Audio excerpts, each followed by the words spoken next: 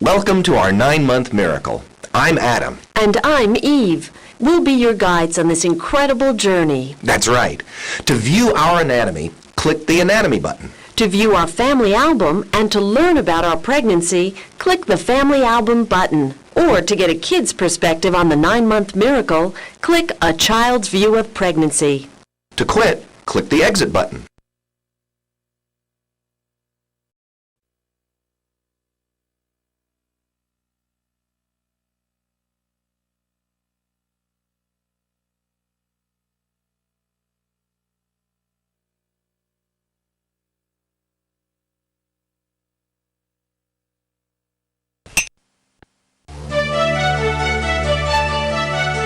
Welcome to the Inside Story on Conception. Hey, you want to see a great picture? This is our baby right after the moment of conception. You can see the kid's always been photogenic. In this first chapter of our family album, Adam and I will show you how our bodies first prepared themselves for making our baby. And we'll show you the actual event that merged our cells together to start a new human life. That's right. This is Eve's sister Evelyn. I suppose you could say that in many ways, she's the one responsible for us having our baby. Well, it was around Christmas time, and Evelyn and her husband Jim were in their 8th month of pregnancy. Jim was suddenly called out of town on business, so Eve became his substitute at Evelyn's birthing class. I guess they showed some pretty incredible videos of babies being born there, because once Eve came home from that class, she was hooked. I'll say. If you want to see the video that got Eve so excited, just click the videotape. It's a boy! It's a boy! It's a boy! It is a boy! Oh, goodness! I've got a son! Oh my God!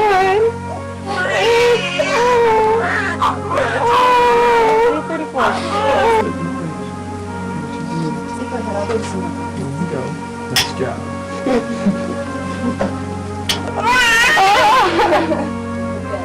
Oh, baby! You have a son! No, boy! Woo! It's a boy! What's the matter with him? This is a gorgeous son. It's our son!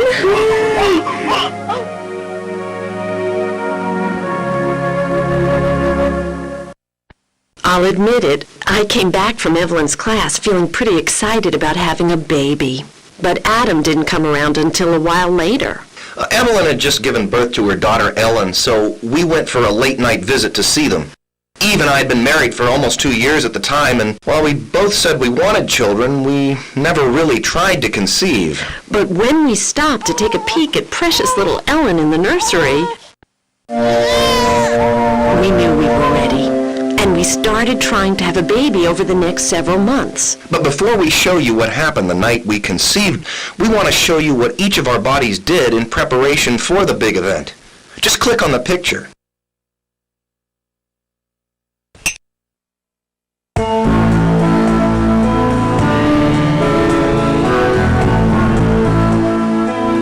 I've been practicing for conception for a long time. At least in terms of getting a mature egg cell or ovum to the right place at the right time. Let's take a quick look at some of the key reproductive organs and see how they function during menstruation and ovulation. Here are my uterus, ovaries, fallopian tubes, and vagina. You can see a cutaway view of one of my ovaries on the right. The purple structures inside the ovary are immature egg cells or oocytes. By the time I developed into an 8-month-old fetus in my mother's womb, all of the 30,000 egg cells I would ever produce were present in my ovaries in an undeveloped form. When I was 12, I began to menstruate, approximately 1 cycle every 28 days. During this process, hormonal messages from my brain caused my ovaries to develop a single mature egg cell for potential fertilization, even as other hormones instructed my uterine lining to thicken in preparation for nourishing my fertilized egg cell. As you may know, Hormones are chemicals released into my bloodstream by organs or glands. In general, their job is to regulate my body functions by either stimulating or inhibiting other cells or organs. My ovaries are just one of the many organs in my body regulated by hormones. As I mentioned earlier, my menstrual cycle is pretty regular and runs about 28 days. My cycle starts when a follicle grows within my ovary. A follicle is composed of my developing egg cell and the support cells that surround and nourish it. On day 1 of my cycle, a small structure in my brain, the pituitary gland, releases 2 hormones, FSH and LH, both of which cause my follicle to begin growing. Over the next 13 days, the growing follicle releases estrogen, a hormone that prepares the lining of my uterus to receive a fertilized egg cell. Meanwhile, the estrogen in my bloodstream causes my brain to release a surge of LH. In response to the LH surge, my follicle enlarges rapidly. On day 14, it ruptures and releases my egg cell in a process known as ovulation. The ruptured follicle begins secreting the hormone progesterone, which also helps to prepare the uterine lining for a fertilized egg cell. The large structure on the right that looks a bit like an aquatic plant is the entrance to my fallopian tube. The smaller waving structures at its opening are called fimbriae. They're moving a lot because it's their job to sweep my egg cell into my fallopian tube's entrance and toward my uterus. Once my egg cell is within my fallopian tube, one of 2 things will happen to it. It will either be fertilized by A.D.A.M sperm cell, or fertilization will fail to take place. If my egg cell is not fertilized within 12 to 24 hours after its release from my ovary, it will stop developing and will dissolve before reaching the uterus. The absence of a fertilized egg cell gradually causes my body to stop releasing the hormones that would otherwise prepare my uterus for the developing egg cell. In response, my uterus sheds its lining on days 24 through 28 during menstruation. If my egg cell does become fertilized by A.D.A.M sperm, it will be transported by tiny hair-like cells called cilia to my uterus. There it lodges in my uterine wall in a process called implantation and receives nourishment from my uterine lining. Meanwhile, back in my ovary, the remaining cells of the ruptured follicle produce progesterone so that the uterine lining will stay rich in blood vessels and my fertilized egg cell will survive. As you can see, the hormones which control my reproductive system maintain a delicate balance over the life cycle of my egg cell.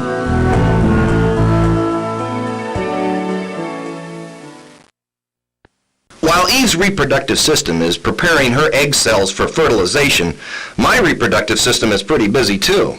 Click the picture to see more.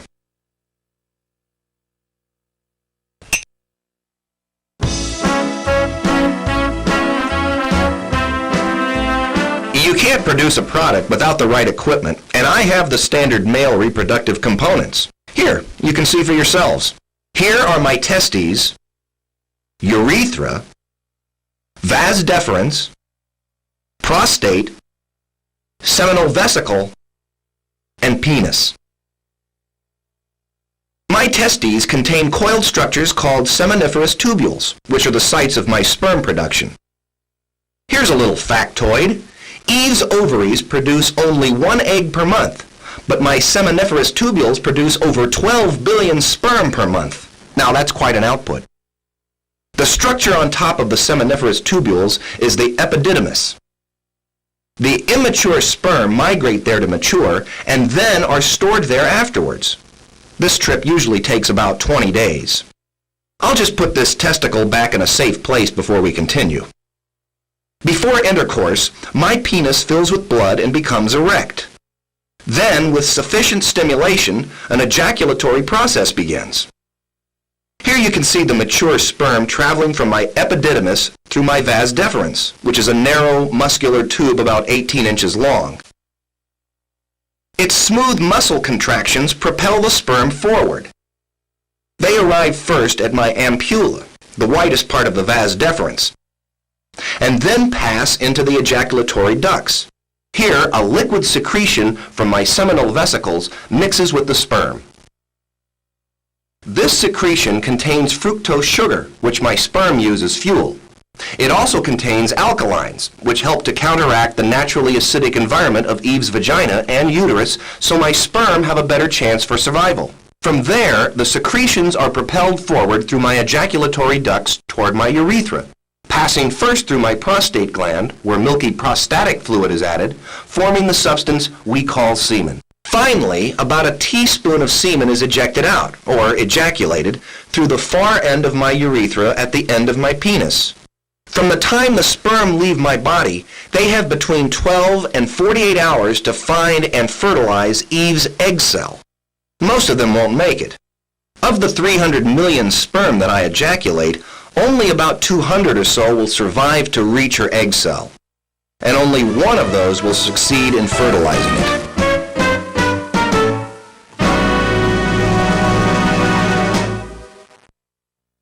So, as you can see, our bodies were ready, And our hearts were ready. so we decided to try to conceive a baby. Here's the inside story of what took place. Click the picture.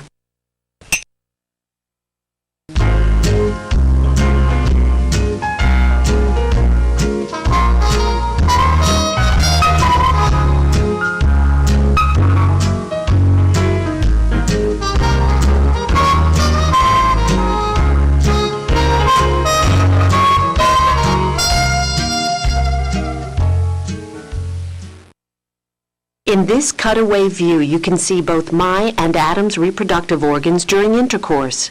Take a moment to get oriented. Here are the penis, vagina, uterus, testicle, and prostate gland. During our sexual intercourse, my sperm were released into Eve's vagina near the cervix, which is the entrance to the uterus. Here you can see my sperm swimming through Eve's uterus and up her fallopian tubes. From their profiles, you can see the sperm actually have three parts: a head, a middle section, and a tail, which propels them through Eve's uterus. If you take a closer look at the sperm's head, you'll see that it's covered with an enzyme cap, which will help it break through the outer wall of Eve's egg cell. Also within the head are clumps of chromosomes. Chromosomes contain the genetic material, or genes, that are the hereditary blueprints I pass on to our baby. If one of my sperm containing a Y chromosome fertilizes Eve's egg, our baby will be a boy. If the lucky sperm contains an X chromosome, then our baby will be a girl. In addition to a baby's sex, the genes on the chromosomes determine thousands of other characteristics, including height, body shape, facial features, and eye color, and may even influence characteristics like talent and aptitude. Now let's see what's going on with Eve's egg cell. Here's my egg cell, moving through my fallopian tube. It can't swim by itself, but it gets moved along by the beating motion of tiny cilia that line the walls of the tube. Unless it gets fertilized, an egg can only survive for 12 to 24 hours after ovulation. Here you see my egg being met by Adam's sperm, all actively seeking the pleasure of its company. Actually, those sperm were the only remaining survivors of the millions of sperm that I released into Eve's reproductive tract, which has an acidic lining and a host of cellular defense mechanisms.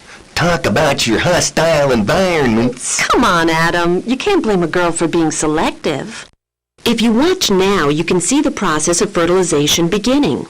When one of Adam's sperm cells finally succeeds in breaking through my egg cell's outer membrane, you'll see something remarkable happen. There it is. See that? My egg cell is locking out other sperm cells from entering. This ensures that only one sperm cell fertilizes my egg cell. Now, here's the final part of fertilization. Adam's sperm cell releases its nucleus containing his chromosomes. And then, after several hours, it unites with the nucleus of my egg cell, which contains my chromosomes. And when the two nuclei fuse, their genetic material combines together to create a zygote, which is what a fertilized egg cell is called.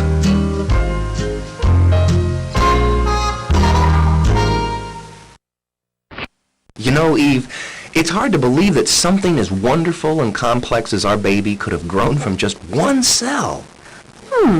Looks like a lot of things have grown in the last 9 months. Maybe you'd better think about getting back to the gym. Oh, I will, Eve. Just as soon as our kid goes off to college. Good night, little one. Good night, sweetie.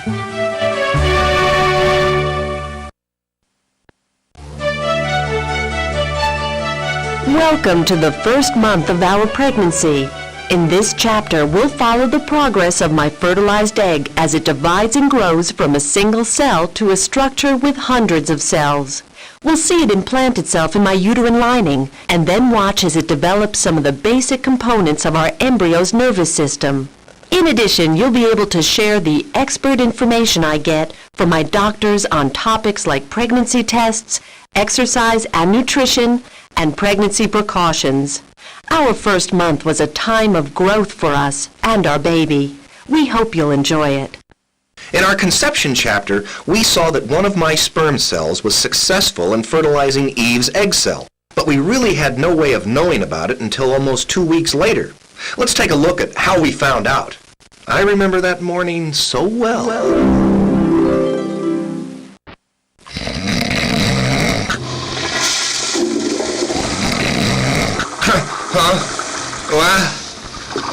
What time is it, Eve? Eve? I'm in the bathroom. Are you okay? It sounds like a high school chemistry lab in there. Oh, I'm just fine, Adam. Oh, good. Well, how about giving your husband a great big kiss this morning? Oh, well, can I take a rain check on that?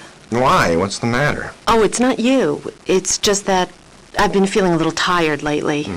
And I kind of missed my menstrual period. And I just performed a home pregnancy test, and it's pink, Adam. It's pink. Pink? You mean you're... Yes. I'm pregnant. This is great. This is unbelievable. Are you sure it's positive?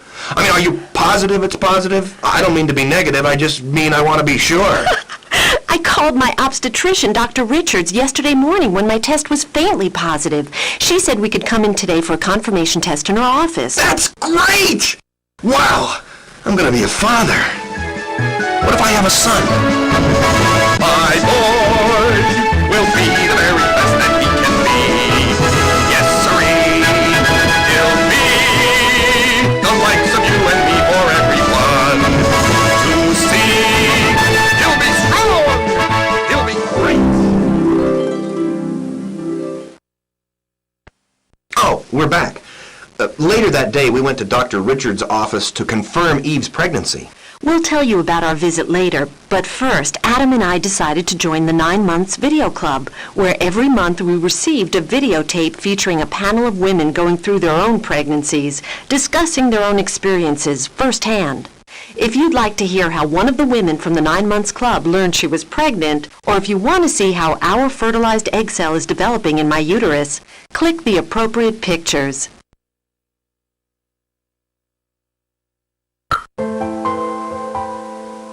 We were really trying, probably for, I'd say, 6 months. I had so many friends who had either gotten pregnant by accident or right away, and so of course we were convinced something was wrong, and I thought, well, it could be, but I had been like 1 day late before, so I was a nervous wreck while I was down there.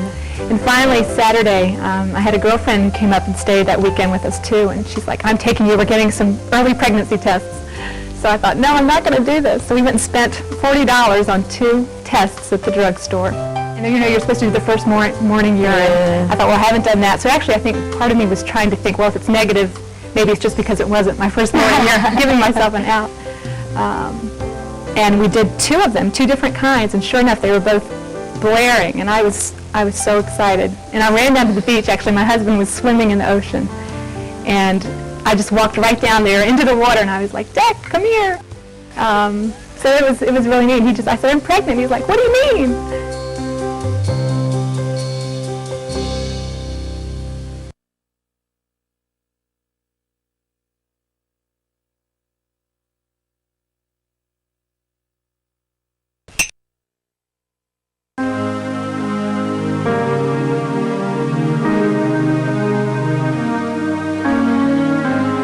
For the first 12 hours after conception, my fertilized egg cell remains a single cell.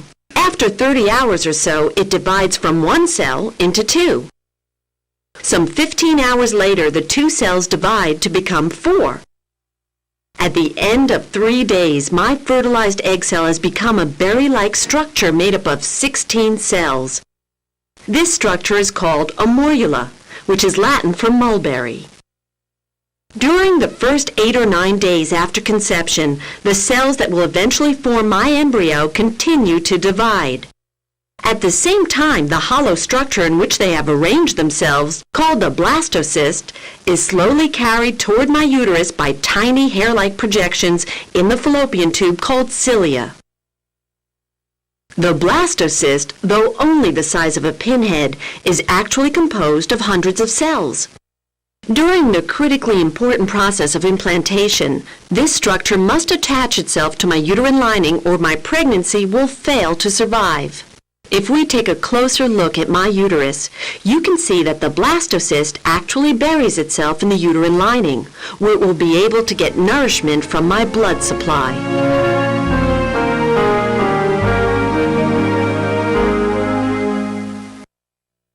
Cell division is a fascinating process, but another interesting and largely misunderstood process takes place during this early stage of development. Remember that all human beings start off as one cell, and that one cell divides into 2 identical cells, and those 2 cells divide into 4 identical cells. So, why aren't people made up of just one kind of cell? An excellent question, Adam. Thank you. As you know, people are made up of many different types of cells, most of them specialized for their different functions. There are blood cells, skin cells, muscle cells, nerve cells, intestinal cells, but the truth is, nobody knows for sure how these cells develop their individual identities, although much more is known about when this process takes place. Scientists know that when a fertilized egg cell becomes a blastocyst, about 4 days after fertilization, it undergoes a process called cell differentiation. This means that the identical cells begin to take different shapes and will continue dividing to form all the tissues, organs, and systems that make up the human body. The process is guided by the cell's genes, but scientists still don't know how it works yet. As I mentioned earlier, we visited Dr. Richards' office to confirm Eve's pregnancy. She used a blood test to show us that Eve was indeed expecting. While we were there, we also met with Dr. Richards' partner, Dr. McFarling. He told us that he would be available to answer any questions we might have in the event that Dr. Richards was unavailable. More importantly, since there's no way of knowing what time of day or night Eve will go into labor, either one of them may be performing the delivery, so it was important to get to know them both.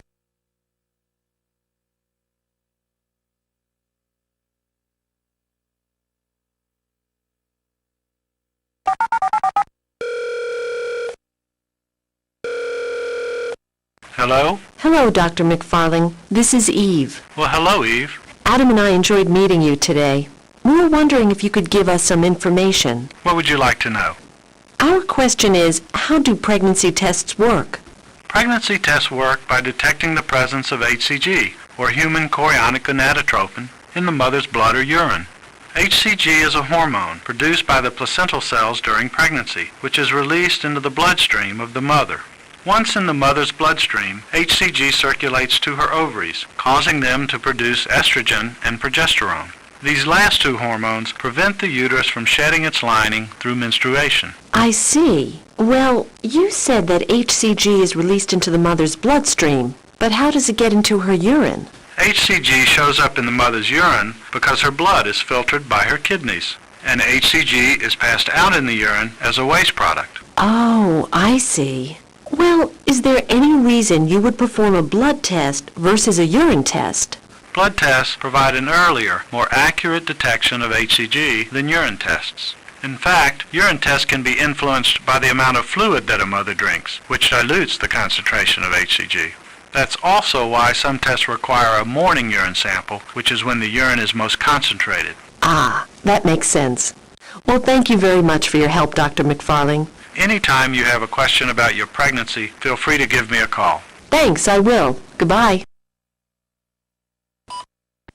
It was also during our visit that Eve and Dr. Richards conceived their special idea for this Inside Story family album. That's right. Since I'm an illustration, we realized we could construct a device to project Dr. Richards' image into my uterus, where she could give us a guided tour of my pregnancy through every month of development. They're calling this device Eve's Virtual Uterus, Model 3000, or EVU 3000 for short. If you would like to watch the EVU 3000 with us, click the device. Nice graphics. How do you feel, Eve? I don't feel anything, except a tiny bit nervous. Wow. Would you look at that? Adam, it's our baby. Yeah. It's beautiful. Hey, it's Dr. Richards. Dr. Richards, can you hear us? Yes, I can hear you fine. I can only stay visible in here for a few minutes at a time, so I'll have to be brief. Wow, everything looks great in here. Very, very healthy. Now, behind me, Eve, your embryo is less than 1/4 of an inch long, about the size of a grain of rice. During the first month, many important structures are forming. Well, there's the heart, which started beating earlier this month. Below the heart is the liver and stomach, and the small round shape above the heart is a primitive version of the eye. This is amazing. Now, the most important structure forming right now is the brain, which is in the region above the eye. Eve, it's critical that you take caution at this stage of your pregnancy.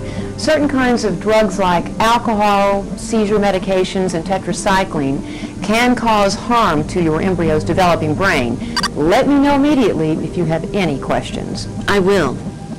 Dr. Richards, what are those segmented structures on the back of our embryo? Those segmented structures are called somites, and they will form your baby's ribs and vertebral column, or backbone.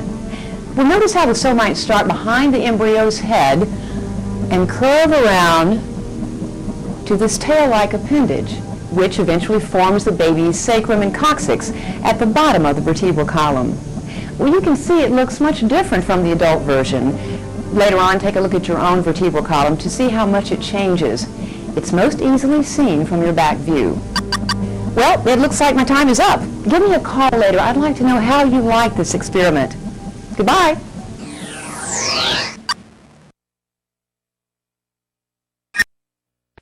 That was incredible. Yeah. Adam, thanks for talking me into this. Oh, sure. The EVU 3000 will be great for watching our baby grow and for helping our viewers to learn about its development as well. Speaking of growth, I wonder what other things have been happening to our embryos since conception.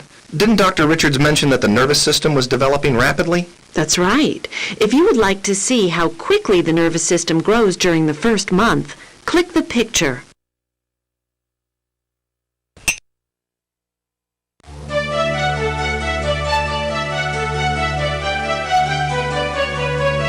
The most critical stage of development for my embryo's nervous system is the 3rd and 4th weeks of my pregnancy. Starting with my uterus, let's enlarge the area where the embryo has implanted. Here's my embryo implanted in my uterus on day 14. You can see that it lies within the wall of my uterus and is covered by a single layer of cells. Take a moment to get oriented.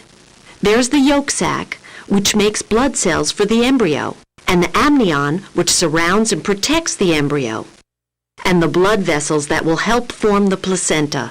Also notice that the embryo is connected to the uterus by a small connecting stalk, which will eventually become the umbilical cord. If we rotate it to the left, we'll get a better view of the back of the embryo, where we can see how the brain and spinal cord will develop. On day 14, my embryo looks like a little disc. The first part of the nervous system that forms is an indentation called the neural groove. The groove deepens as the cells around it form ridges called neural folds. By day 27, we see that the neural folds wrap around the neural groove and form the neural tube. Those bundles of cells that look like building blocks are called somites. They form the vertebral column or backbone. They also help form the ribs and the muscles of the neck, arms, and legs. Now, let's watch it again without interruption. If we rotate my embryo to the left, we can see the areas that will eventually become the brain and spinal cord. My embryo's nervous system is particularly vulnerable at this stage of development, so I have to be careful about avoiding any substances that could potentially harm it.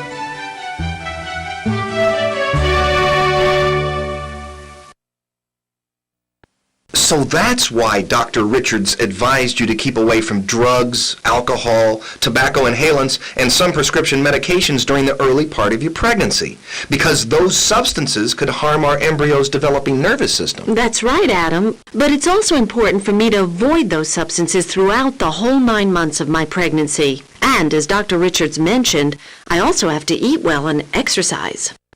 Now that you mention it, doesn't your aerobics class start in about 15 minutes? Yes, it does. Would you like to join me? Good idea. You know, I could use a little exercise myself. Why, Adam, when is your due date?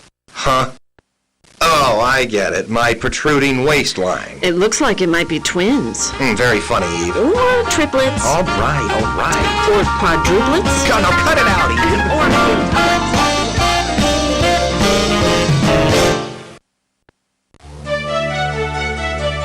Welcome to the second month of our pregnancy. In this chapter, we'll follow the amazing progress of my embryo through its 8th week of life. We'll see it develop a placenta for nutritional support and exchange of waste products, and observe the continuing growth of its arms, legs, and internal organs. As my embryo matures into a fetus during the 8th week, we'll also see it develop a functioning heart. And in the 9 months video segment, we'll share what we learned about exercise precautions and limitations for pregnant mothers. The second month of my pregnancy was truly memorable for us, so we hope you'll enjoy learning about it. Earlier this month, Adam and I were having lunch at a Chinese restaurant. As I recall, my appetite wasn't quite what it should have been. Are you ready to order? Yes. I'll have the hot and sour soup, the mugu gai pan, a side order of sweet and sour shrimp, fried rice, 2 egg rolls, and jasmine tea to drink, please. And for you, madam? Well, just some unsalted crackers, please, and a glass of water. Crackers and water? Eve, are you feeling okay? Well, not really. I'm having a slight case of morning sickness. But it's late afternoon. I know. And I was fine this morning. But remember, Dr. Richards said that morning sickness can strike at any time of day or night. Oh. Here's your food, sir. Oh, thanks. And your crackers, madam. Thank you. But she did say a couple of good things about morning sickness. It won't interfere with our baby getting enough nutrition, and also it usually subsides during the 3rd month. Until then, I'll just have to keep some food in my stomach to keep from feeling too nauseated. I'm sorry to hear that. From this point on, I'm on a sympathetic hunger strike with you. That's very sweet of you, Adam. But you go ahead and enjoy your lunch. At least I know that you and our baby are both getting enough food to eat. In fact, while you're eating, I could show our friends how our baby gets its nutrition and oxygen from my bloodstream through the placenta. Just click the picture.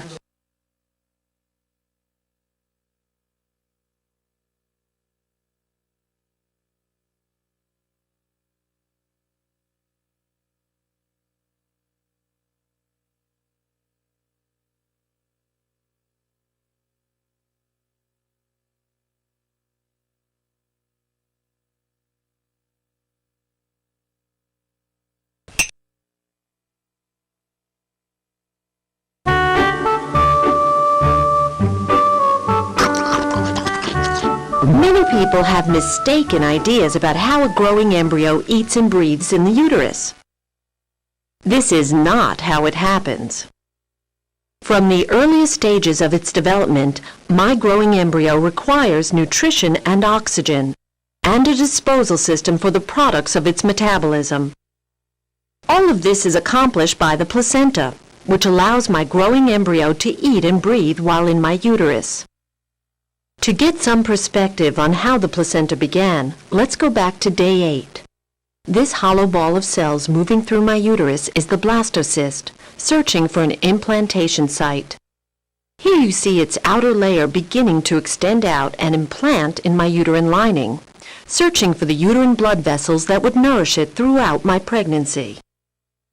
As it went deeper, a single layer of cells from my uterine lining surrounded it so that it would be protected from harm. On day 9, as it grew larger and more complex, the blastocyst became an embryo. Here, it was about the size of a pinhead. Also on day 9, the outer layer of my embryo developed spaces called lacunae. The lacunae filled up with blood from my uterine lining. On day 13, small projections from my embryo's chorionic layer reached out into my uterine lining. The chorionic layer is one of the membranes that surround the embryo and help it implant. On days 15 through 21, blood vessels began to form beneath this chorionic layer.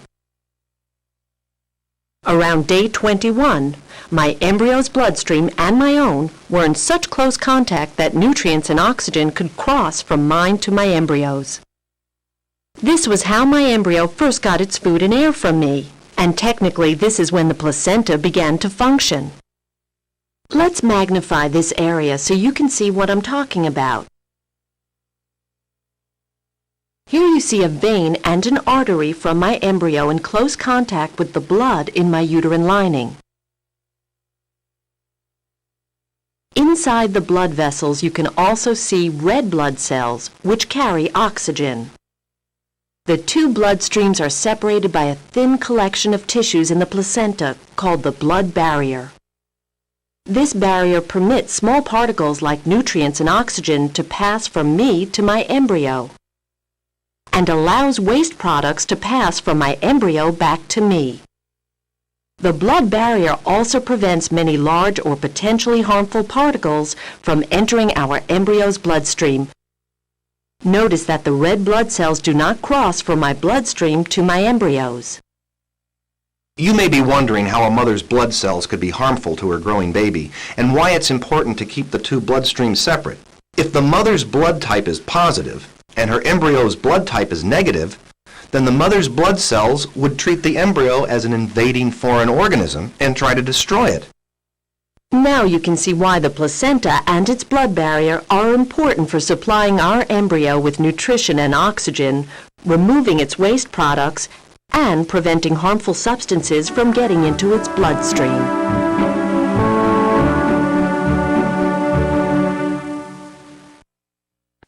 Are you feeling any better, Eve? Yes, a little bit. I think I could probably eat one of those fortune cookies. Now that's what I like to hear. Here you go. Oh, I'll even read your fortune for you. It says, "Your greatest beauty grows deep within you." That's nice. And what does yours say? Now, let me check. Hey, it's my lucky day. I got 2 fortunes. Now, let's see what the first one says. "Wonders await you at home." What do you suppose that means? I don't know. Well, the second one says, "Man who eats heartily while wife has morning sickness has to pay check." Huh?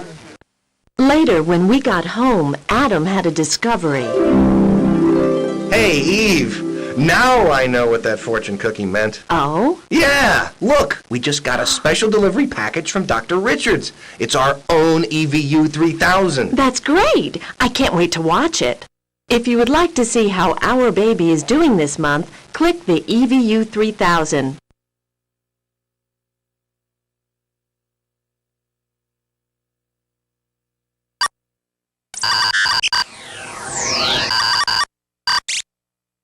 There it is. Adam, it's our baby.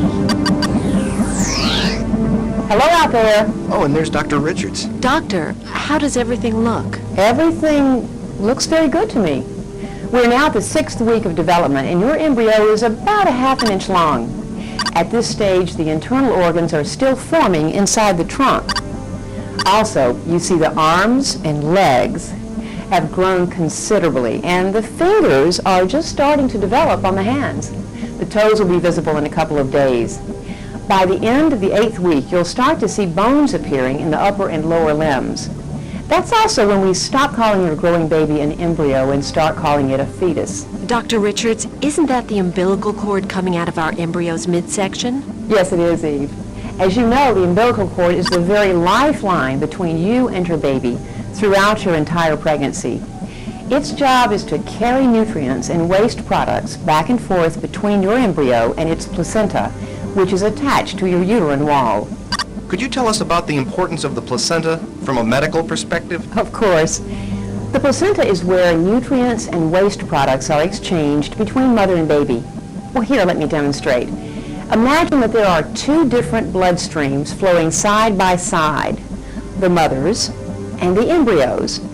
As they flow past one another, nutrients pass from the mother's bloodstream to the embryo's, and waste products pass from the embryo's bloodstream to the mother's. The placenta makes this exchange possible by bringing the two bloodstreams into close contact. Thanks, Dr. Richards. I'm sure our audience will find it helpful as well. You're welcome, Adam. Oh, Eve, as a reminder, it's important for you to avoid harmful substances such as drugs, alcohol, or tobacco inhalants, which can get into your bloodstream, cross the placenta, and harm your embryo. This is especially true during the first trimester. I understand. I wouldn't want to do anything to harm our embryo. You said it, Eve. Well, looks like my time is up again. I'll see you in about 1 month. And Eve, call me if you need me for any reason. Goodbye. Wow, that was great. Yeah, it sure was. I still can't get over what they can do with technology nowadays. You know, Adam, I think I'll take Dr. Richards up on her offer and give her a call. I'm curious about the baby's developing heart. I also want to ask her about exercising during my pregnancy. Hey, that's coincidental, Eve, because this month's 9 months video segment deals with exercise. Really? Yeah. It says right here that one of the ladies from the program is attending an exercise class for women in their late pregnancy. They show some footage on flexibility and stretching. That sounds good. If you'd like to watch the 9-month segment on flexibility and stretching, click the videotape. Oh, I think the exercise class absolutely reduces some of the stress in my life. Between the job and coming home to two teenagers who have homework problems and places they need to get, and it's a time that's all for myself. It's an hour that I take just to be with the baby. And I think of it that way, as something that the two of us are doing together. And I'll begin butterflying with the knees open. Very gently at first, no strain on the knees. This will, as you soon discover, start loosening up the inside of the legs and the groin, which is an area that we need to loosen up in preparation for your delivery. It also helps with just general flexibility. I particularly like the things that we do with our head and our necks, because if I get tension, I feel it in my neck, and coming here, stretching very slowly. Those are the kinds of things that if I wasn't pregnant, I would take an aspirin if I had a headache, but these types of exercises help me to get through headaches, get through neck tension without needing to take an aspirin. Breathing. Yeah, seat up just a little, Leslie. That's it. Now drop it down just a bit. There, good. Now straighten your back just a bit. There you go. Breathe, breathe. Now it should be real uncomfortable. Breathe. Ready? Inhale and up. Exhale and lower. Being actively involved in exercise, whether it's walking or taking an exercise class or continuing a sport that you did before, I think is a really good way to relieve both the physical discomforts and some of the concerns that pregnant women have. I know for me that's been the case. It makes me feel good physically. I feel better when I leave here. I feel happier. I feel like I've done something good for me and something good for the baby. And I hope that in the end it will pay off with an easier labor and an easier delivery, but we'll see.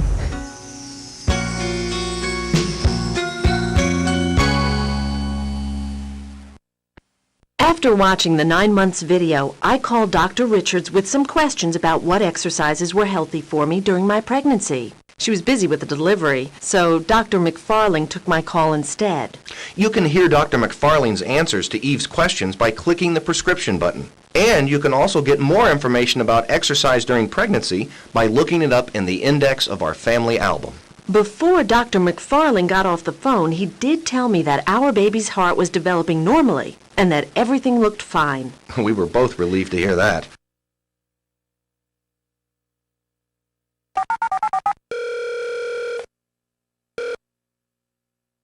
Hello? Hello, Dr. McFarling. This is Eve. Hello, Eve.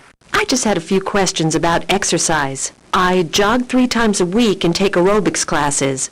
Do you think it's safe for me to continue this exercise program during my pregnancy? As long as your pregnancy is going well, and this is an exercise program that you were doing long before pregnancy, you shouldn't have any problems continuing this program. Just remember, you don't want to push yourself too much. As with any exercise, remember to warm up slowly by stretching before you go full speed. At the end of your exercise program, you should also have a cool-down period. Also, be aware of how fast your heart is beating during your exercise and try to keep it below 140 beats per minute. Because you're athletic, aerobics and jogging are fine for now, but later on during your 3rd trimester, you should probably slow down to just walking. And throughout your pregnancy, remember to do everything in moderation. Okay, I'll be careful. Thanks for your help, Dr. McFarling. You're welcome, Eve. And if you want more information on exercise during pregnancy, you might want to look in the index. Okay, I sure will. Goodbye.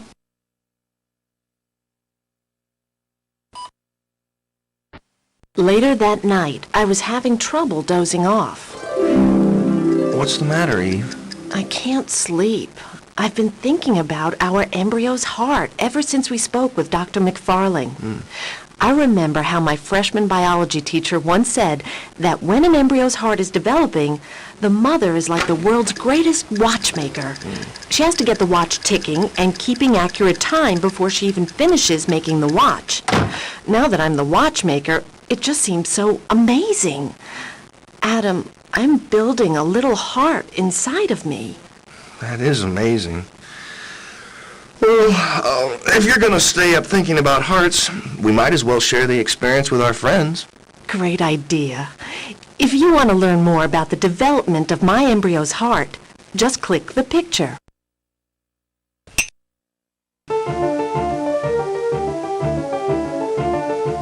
My embryo's heart is the first organ that forms in its body. And like most complex instruments, it begins with some simple structures. Let's go back to 18 days after conception. Looking in my uterus, you can see my embryo surrounded by its yolk sac and amnion. Let's take a look inside. Here's a diagram of my embryo seen from a side view. Right now, it's about the size of a raisin. There's the head region, and that red-colored area slightly above it contains 2 tubes that will form my embryo's heart. Here's what the tubes look like from a front view. On day 21, we see that the simple heart tubes have moved below my embryo's developing head region. And by day 22, the tubes have fused together and have moved to the area that will eventually be our embryo's thoracic or chest cavity. It's also about this time that the heart begins to beat for the first time. Here's what it looks like from the front. Now let's go back to day 18 and watch this happen from a different viewpoint. Here are 2 tubes in our embryo's chest region seen from a front view. Watch this. Over the next 2 days, these tubes fuse together. Here's my favorite part. The tube now starts bending and twisting, and over the next 8 days, it forms a simple version of the heart. By the time the embryo becomes a fetus at 2 months, the heart bears a close resemblance to what it will look like after the baby's born. But the resemblance is only superficial. On the inside of the heart, things are much different in both form and function. Here's a newborn heart on the left. Let's take a closer look. There's the right atrium, right ventricle, left atrium, and left ventricle. The 2 major blood vessels are the aorta and the pulmonary artery. The pathway of blood in the newborn heart works like this. Oxygen-poor blood from the body enters into the right atrium, then goes to the right ventricle. From the right ventricle, the blood is pumped to the lungs where it becomes oxygen-rich. Then, the blood flows back to the heart, filling the left atrium, and from there on to the left ventricle. The left ventricle pumps the oxygen-rich blood through the aorta, which carries it to the rest of the body. You can see the fetal heart has the same basic components as the newborn heart, but there are a couple of important differences. Because the placenta is providing all of the oxygen the fetus requires, its lungs are not needed to perform this task, and therefore much of the fetus's blood is detoured away from the lungs through two openings or connections. They are the foramen ovale, which connects the right and left atria, and the ductus arteriosus, which connects the aorta and pulmonary artery. As blood enters the right atrium, some of the blood flows into the right ventricle, as in the newborn. But also notice that some blood flows directly to the left atrium through the foramen ovale. This blood will pass directly into the left ventricle and be pumped out to the body without ever having gone to the lungs. In addition, some of the blood in the right ventricle that would normally go to the lungs never reaches the lungs. Here, let's watch. As blood is being pumped out of the right ventricle towards the lungs through the pulmonary artery, some of that blood escapes into the aorta through the ductus arteriosus, bypassing the lungs as it does so. These two important connections will remain open until the time of birth when the baby takes its first breaths. At that time, they will close, forcing all of the blood to go to the lungs, which take over their lifelong job of supplying oxygen to the body. It's incredible to think an organ as complex as the heart started off as a couple of tubes only 2.5 weeks ago.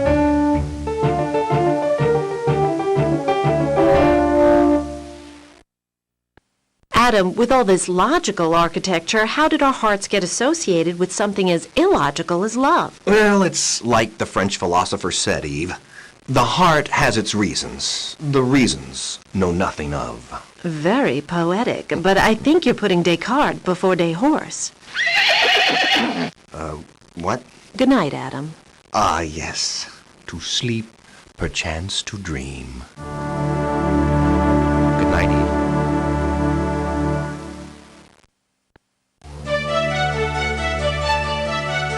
Welcome to the 3rd month of our pregnancy. In this chapter, we'll follow the remarkable development of our fetus as I complete my first trimester.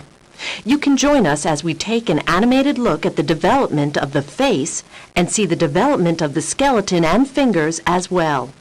Dr. McFarlane and our 9-month video club both talk about tests for normal fetal development during this month, so we'll share their information. And of course, Dr. Richards continues with her inside story tours using the EVU 3000. So please join us as Adam and I continue our wonderful and informative journey through our 9-month miracle. Earlier this month, Adam surprised me by taking the afternoon off work and meeting me at the Museum of Natural History. Hey, Eve, look! The new dinosaur embryo exhibit. Wow, I'll bet its mom put on a couple of pounds during her first trimester. Look at the size of her. I guess an extra couple of tons wouldn't make much difference. Hey, this really is interesting. It's a fossil of a real dinosaur embryo inside its mother's egg. Now there's a face only a mother could love. Well, Adam, when our fetus's face was starting to develop, it went through some stages where it looked kind of prehistoric, too. Yeah. If you'd like to watch this fascinating process, just click the picture.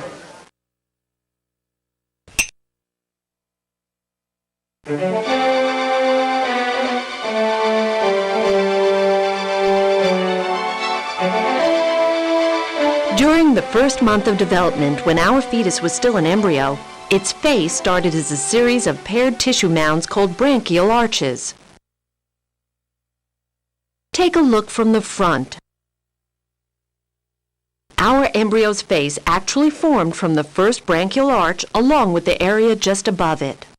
The forehead and nose formed from this area. These areas will form the cheekbones, and these lower areas will form the lower jaw. And this area will form the mouth. At 28 days of development, you can see the lower jaw, which had fused together from the branchial arches. The thickenings you see here will eventually form the nostrils. By day 31, you can see the nostrils have started to form, and quite remarkably, the eyes have now appeared on each side of the head. 2 days later, the nostrils have moved toward the center of the face. You can also see that as the ears began to form, they were positioned in a pretty odd location. But don't worry, they moved. At 35 days, the nostrils were even closer together, and we could see more of the eyes. At 40 days, the baby had developed eyelids, and the nose looked much more developed. At 48 days, I think our fetus looks pretty darn good. The nasal swellings have joined in the center of the face, and the eyes have moved to the front of the head.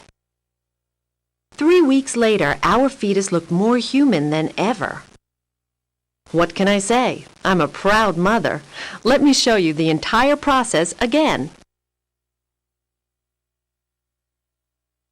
As you can see, the development of the face over the first trimester is a fascinating process, with some very dramatic changes taking place in a relatively short amount of time.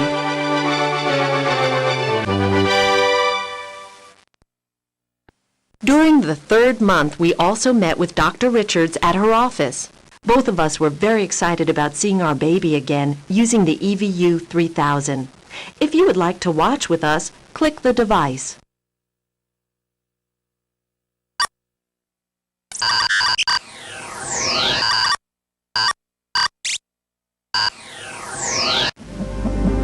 Wow, that's incredible. Oh, Adam, look how much our embryo has grown. There's Dr. Richards. Hello in there! Hello out there. As you can see, a lot of changes have taken place in the last month. At 11 weeks old, her growing baby is now officially called a fetus and has been since the 8th week. Adam, look at the hands and feet. Oh, and now you can see the fingers and toes. Wow, it really is a miracle. Over the past several weeks, the fetus has developed quite rapidly. You notice the toes and fingers, Eve, and additionally, the eyes and ears have become much more human-like. At this stage, your fetus is about 1.5 inches long. You may also be wondering about the fluffy-looking capsules surrounding the fetus. As a matter of fact, I was. Aren't those the fetal membranes? Exactly, Adam. These are 2 of the fetal membranes, the amniotic sac, which is surrounded by the fluffy-appearing chorionic sac. These 2 structures protect the fetus throughout its full development.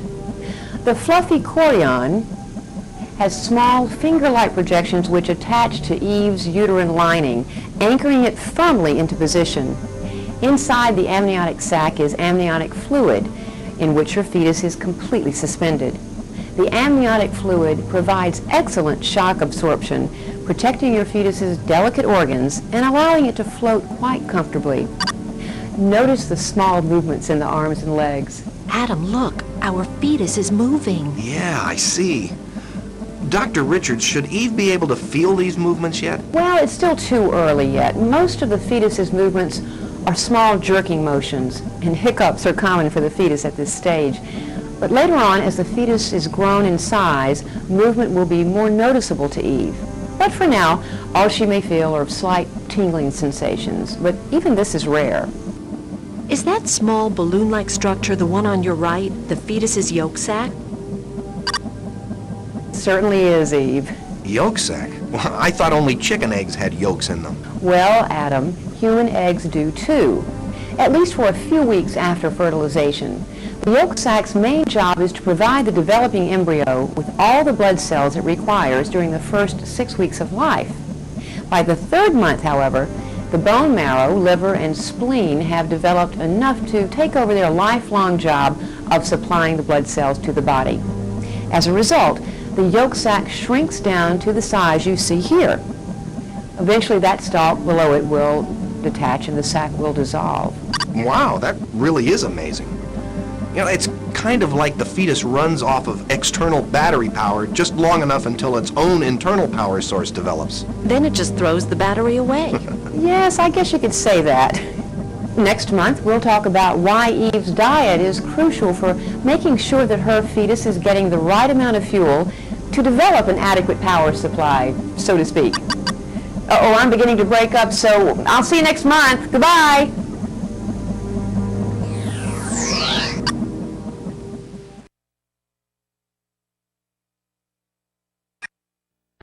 You know, Adam, looking at our baby just now, I couldn't help think back to the dinosaur embryo exhibit we saw this month. Oh yeah? How come? Well, I was just thinking about the size of the dinosaur bones and wondering about what our baby's bones might look like. Well, you've come to the right place. If you'd like to see how our baby's skeleton develops, click the picture.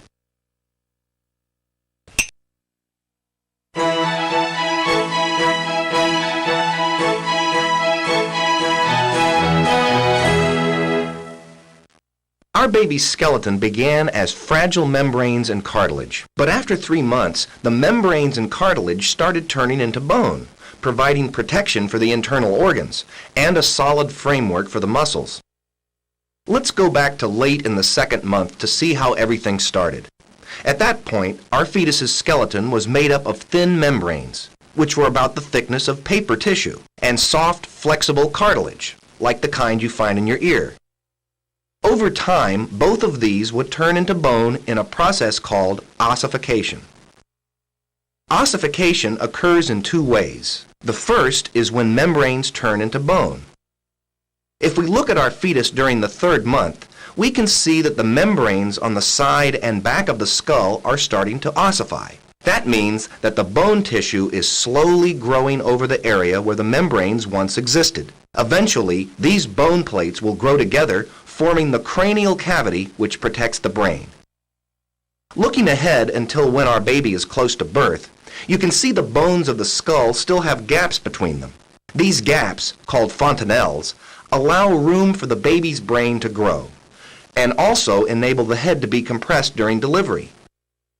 The fontanelles will remain open until the end of the 2nd year, and even though they're commonly known as the baby's soft spot, the fontanelles are actually about the thickness and strength of a piece of canvas.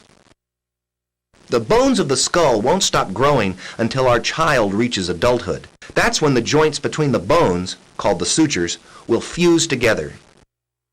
Now let's go back and look at the 2nd type of ossification, when cartilage turns into bone.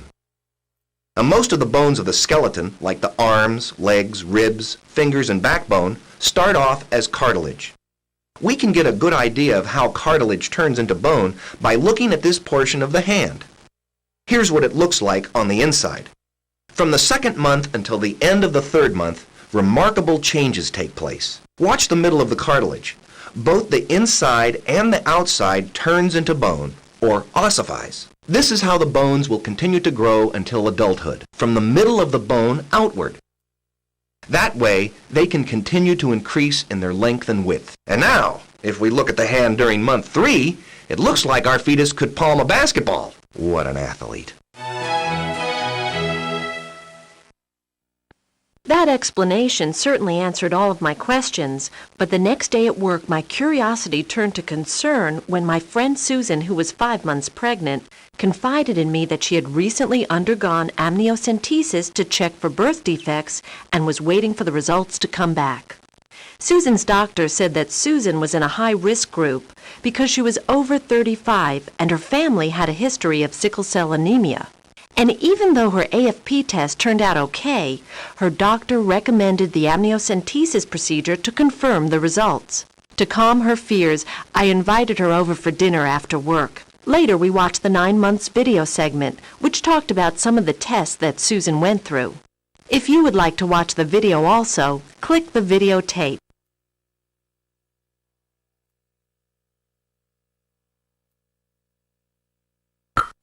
What about the rest of you? Are any scary things going on with your pregnancies? I had a real scary situation.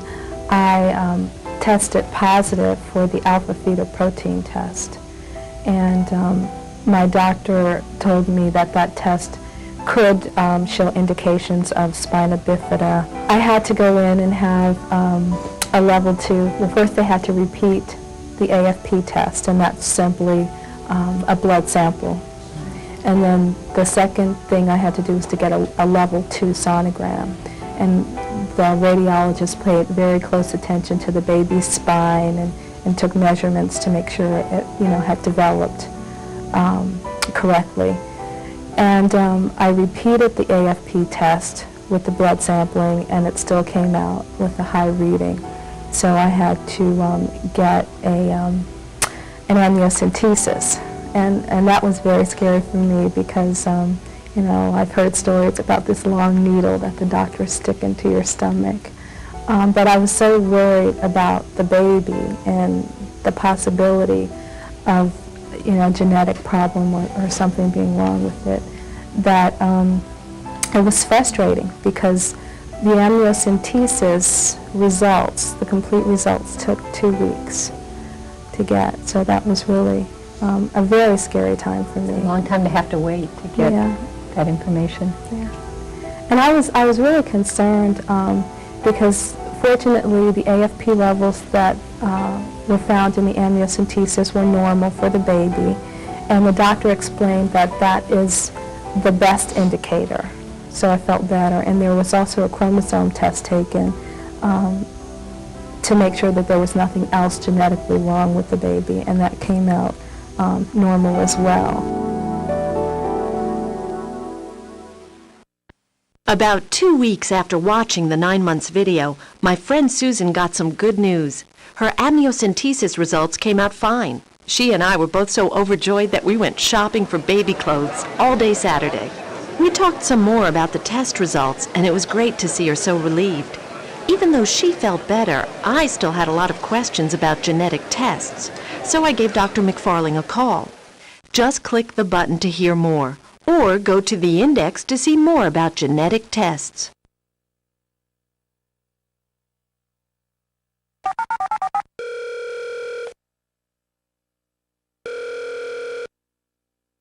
Hello? Hello, Dr. McFarling. This is Eve. Hello, Eve. How can I help you?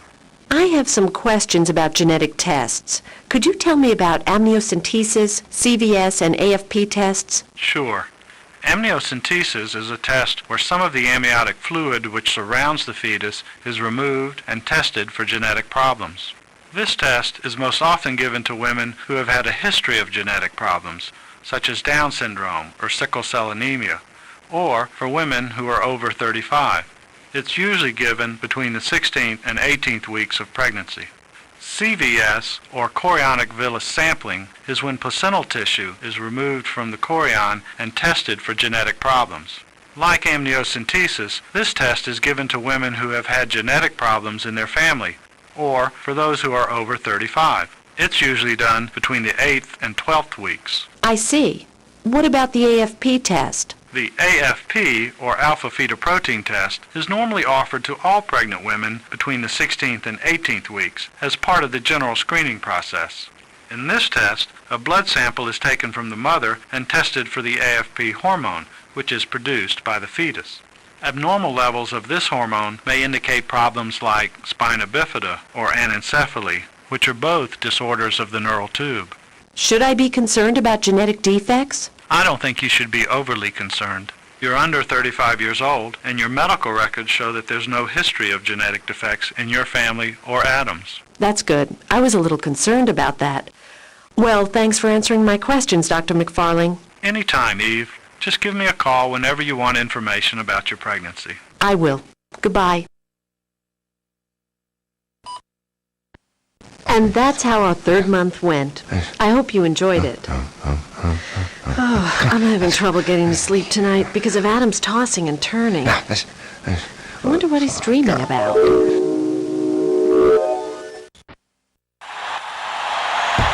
And now, the fetus brings the ball to the right side of the court. He looks left. He breaks toward the middle. And he grabs the ball in his enormous right palm. He charges the lane and jams the face of the Cowboy defender.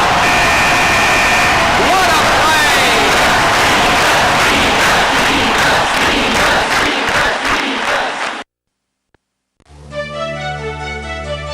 Welcome to the 4th month of our pregnancy. As I began my 2nd trimester, Adam and I left for a slightly confining visit with my in-laws. But that didn't stop our fetus from doubling its size from last month. It's now almost 3 inches long.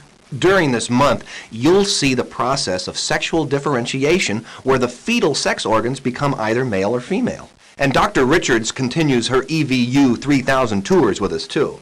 She talks about how our fetus is protected in Eve's uterus by a liquid shock absorber called amniotic fluid. And be sure to watch the 9 months video selection. It addresses some needs and concerns that Adam had about feeling left out during our pregnancy. All in all, it was a pretty good month. We hope you'll like it. I began my 4th month of pregnancy with a bit of unfounded concern. A friend of mine had a condition called placenta previa and was experiencing some discomfort from it. To see if I were at risk for this condition, I contacted my physician. Click the button to see more.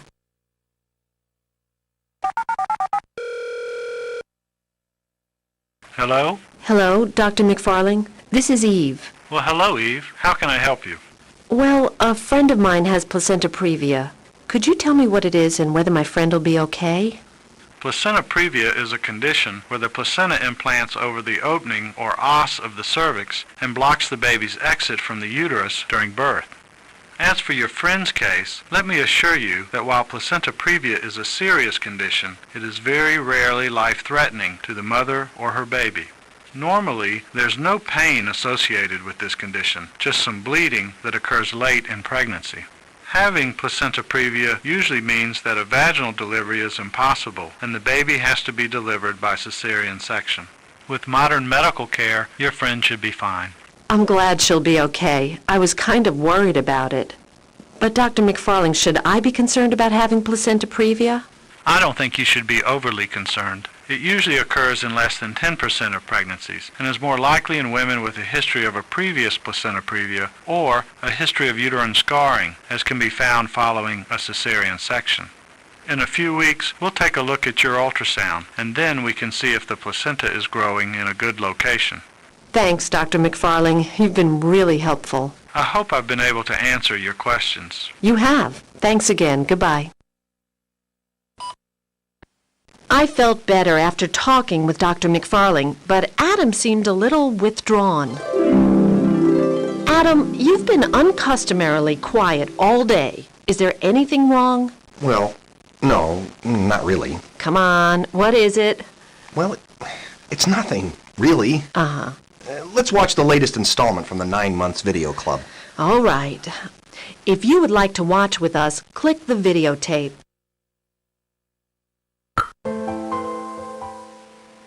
I definitely feel part of the pregnancy, though it's not my body that's going through these great changes and wonderful changes. In the beginning, I think it wasn't as real to him as it was to me. I sort of felt like, and maybe it was just getting used to the idea, even if you want the baby and if you're trying to have a baby, when it actually happens, there's a sort of feeling of, oh my, now we're down this road and there's no turning back. And so you're elated, but you're also a little apprehensive. I've definitely seen a difference as the pregnancy has progressed in his seeming, as it, I don't know, as like feeling like it's really a reality.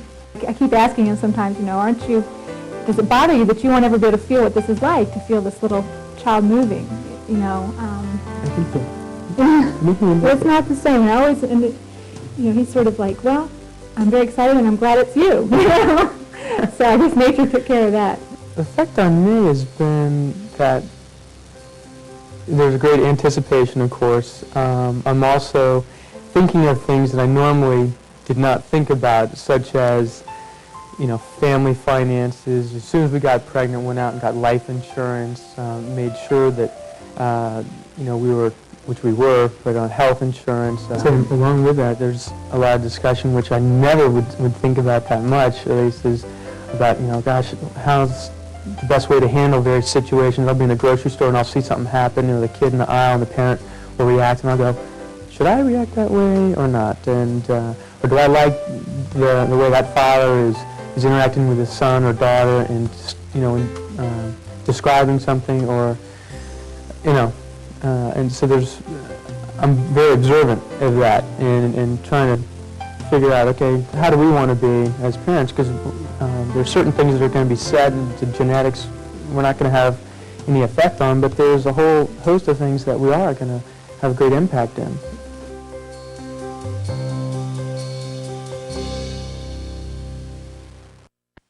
Later that evening, Adam and I had a long talk. We discussed our relationship and how the upcoming birth of our baby was making him feel a little insecure. Both of us decided that a short vacation together, away from work and other pressures, would be a good way to sort things out.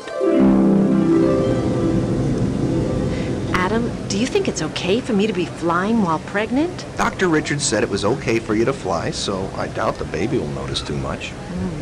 I'm sure the baby is doing just fine. I suppose you're right. When Eve and I arrived in Miami, we were met by my whole family.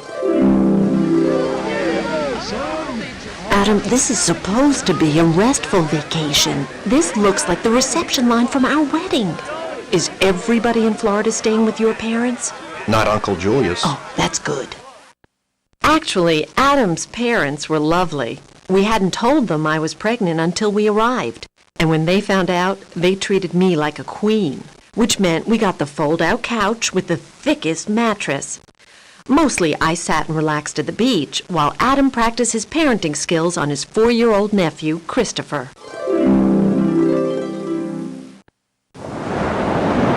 Well, come on, Christopher, let's go change into our bathing suits. Okay, Uncle Adam. Guess what, Uncle Adam? What? I have a penis. Yeah, that's right, Christopher. Boys have penises. My sister doesn't. Well, it's okay, Christopher. Boys and girls are different that way. Why? They just are. Why? Well, they just are. Well, for all of you out there, I really do know the answer. I'm just not sure what to say to a 4-year-old. But for those of you who want to learn about the process of sexual differentiation, just click the picture.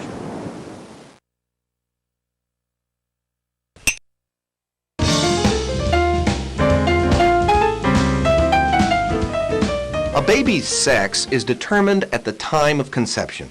When our fetus was conceived, a chromosome from my sperm cell, either X or Y, fused with the X chromosome in Eve's egg cell, determining whether the baby would be female or male. As you may recall from our conception chapter, an X means the baby will be a girl, and a Y means it will be a boy. But even though its sex was determined at conception, our fetus didn't develop its external sexual organs until the 4th month of pregnancy. To see what I mean, let's go back to 7 weeks after conception. You can see from the front that our fetus appeared to be sexually indifferent, looking neither like a male or a female. Over the next 5 weeks, our fetus began producing hormones that caused its sex organs to grow into either male or female. This process is called sexual differentiation. We don't know what sex our fetus is yet, so we'll have to be hypothetical here. Now, if our fetus were a male, it would produce hormones called androgens, which would cause his sexual organs to form like this. On the other hand, a female fetus would not produce androgens, she would produce estrogens. So her sex organs would form like this. Now, let's take a look at something you may have missed. At 7 weeks, the sex organs of a male and female look identical. Let's add some color to see what happens during sexual differentiation. Keep your eye on the genital tubercle. See that? The genital tubercle formed the penis in the male and the clitoris in the female. The penis and clitoris are called sexual analogs because they originate from the same structure. Well, Eve, it just goes to show you the difference one little androgen hormone can make. You can say that again. Well, Eve, it just goes to show you.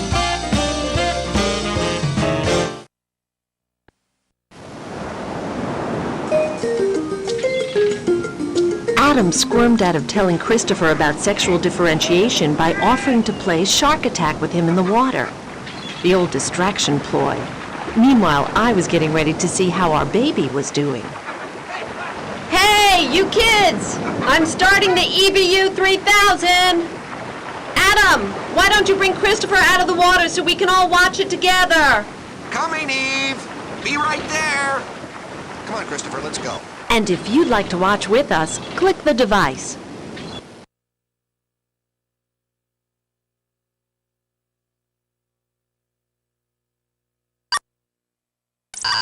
This is so exciting. I know. There's our baby. There's Dr. Richards. Hello, Dr. Richards. Hello, Eve. Hi, Adam. Hi, Doctor. How's Junior look to you? Well, now let's see what we have here. Nice. Very nice. Healthy as can be. Oh, phew. First, a couple of stats on your fetus. By now, it's about 3 inches long, and it weighs a little less than an ounce. The face is much more human-looking than the previous month. Also, notice how the eyelid has formed and closed over the eye. The eyes will remain closed now until about the 7th month of the pregnancy. That's interesting. Yeah. Here, you can really make out the amniotic membrane by itself. As you see, it's just like a clear liquid-filled balloon, bathing the fetus in amniotic fluid and protecting it from shock. It shows up quite nicely here. Dr. Richards, if our fetus is completely immersed in amniotic fluid, how does it keep from drowning? I was wondering how long it would be until you asked me that question, Adam. Oh, thank you. The fact is that the fetus is breathing the amniotic fluid into its lungs constantly. Wow! Really? Yes. In fact, we believe that this fluid is very important in helping the small air sacs within the lungs, the alveoli, to develop completely. The reason that the fetus does not drown in the amniotic fluid is because it's receiving all the oxygen it needs directly from Eve through the placenta. Only after your baby is born will it take its first breaths of air. Until that time, it's completely dependent on the umbilical cord and placenta to maintain its supply of oxygen. What an amazing system. Our fetus is completely protected within my uterus, and all of its needs are cared for. All it has to do is grow and develop. Precisely. Your bodily systems are now supporting 2 individuals, you and your fetus. That's why I've been doing blood analysis on you throughout your pregnancy. Among other things, I'm checking for proper amounts of sugar, iron, and other nutrients in your bloodstream, which are necessary for your fetus's normal growth and development. Your diet is very important throughout your pregnancy, Eve. It's important for you to take in 2,000 to 2,700 calories per day with additional protein, iron, folate, and calcium. You can do this by eating a balanced diet, including grains, vegetables, lean meat, milk, and other healthy food items. So far, you've been doing a great job. Thanks, but I'm beginning to feel a bit bloated. Is this related to my diet? Probably not. You're starting to show now, which is evidence of how much your baby is growing. The bloating sensation is probably just abdominal swelling, which is due to the increased size of your uterus and fetus, and not to your own weight gain. And this is only the beginning. Oh, well, it's a small price to pay. Well, it's time for me to go. I'll see you next month. Bye.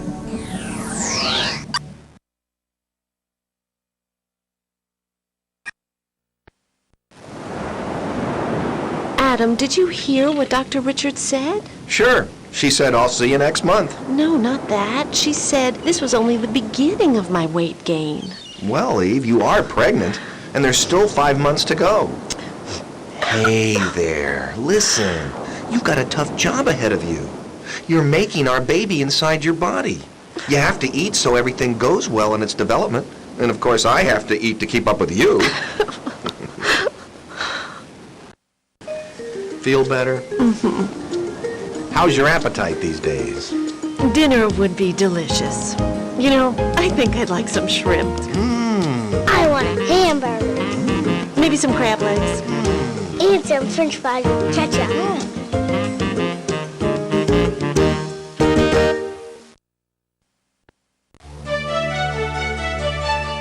Welcome to the 5th month of our pregnancy. In this chapter, you'll learn how I felt our baby move inside me for the first time. And you'll see how we discovered its sex during another one of Dr. Richards' remarkable tours with the EVU 3000 device. You'll also see the development of our baby's ear And our 9 months video segment shows an ultrasound examination, which is how your doctor can let you see your growing baby. But let's get this month started on a good note by joining Adam and me on our night out. Earlier this month, Adam and I went to the symphony. Well, it looks like we just made it, Eve. Yes, it looks like the conductor's just about to start.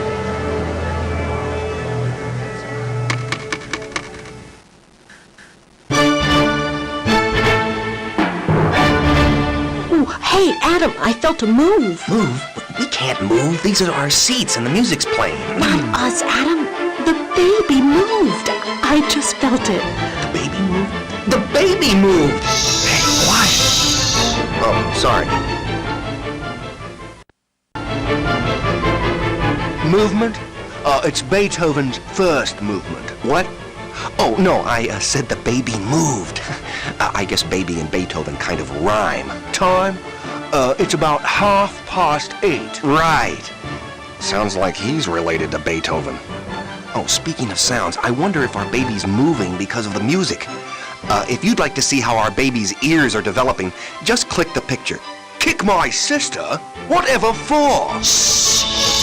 Oh, brother.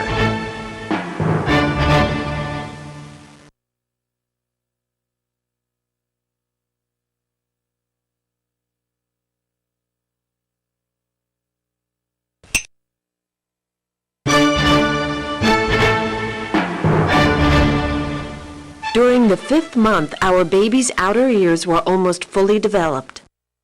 They've come a long way since they started out as a few small lumps during the 2nd month. Let's go back and take a look. This was our baby when it was a 5-week-old embryo. Those small bulges are called branchial arches. As we saw in month 3, the branchial arches form the lower face and neck. The ears developed from them too, between those 2 branchial arches. Let's take a closer look.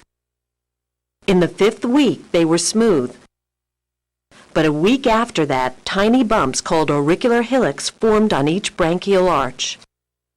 Now here's the fascinating part. Watch what happened from the 6th week until the end of the 5th month. As you can see, the auricular hillocks grew and joined together to form our baby's outer ears. During the 5th month, the inner and middle part of our baby's ears were also developing, but they won't be completely finished until birth. And here's what they'll look like at that time. We're not sure if our baby can hear what's going on in the outside world, but we're pretty sure the baby can hear my heartbeat and internal body sounds. Personally, I think the kid likes Beethoven. Adam.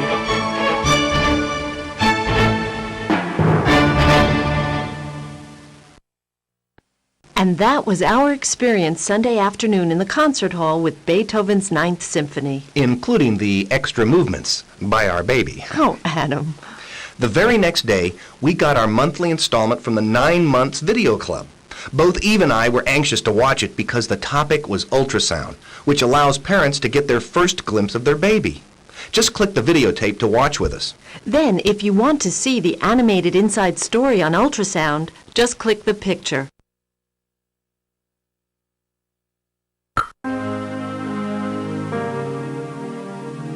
This is one of the moments that you live for, because this is the first time you will actually see a real baby. That was the heart beating right there. Oh, I see it. I see it. So then we travel further down. There's her abdomen. This is her stomach bubble, that little black hole. Basically, anything that's fluid, the sound waves are going to go right through and you're going to see it as black. Whereas something solid, like her backbones, once the sound waves hit them, they get bounced right back, and so they're seen as bright white.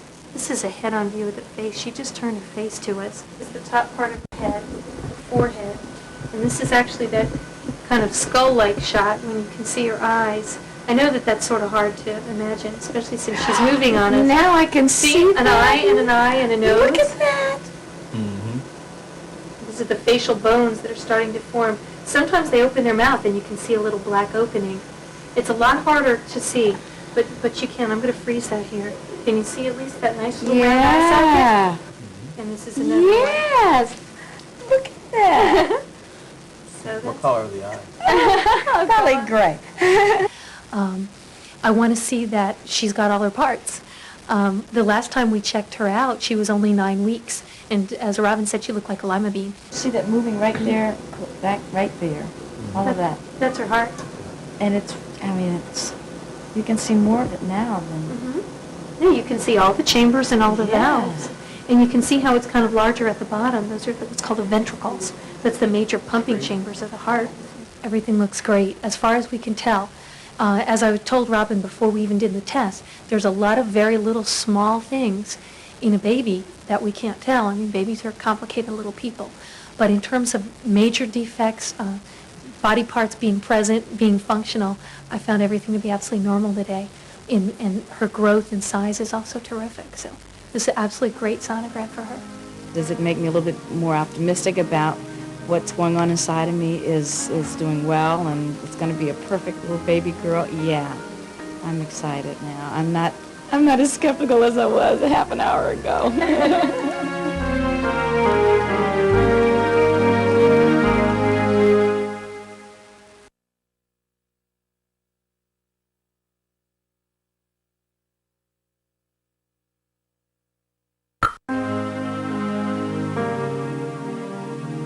This is one of the moments that you live for because this is the first time you will actually see a real baby. That was the heart beating right there.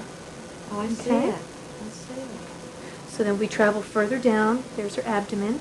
This is her stomach bubble, that little black hole. Basically anything that's fluid, the sound waves are going to go right through and you're going to see it as black.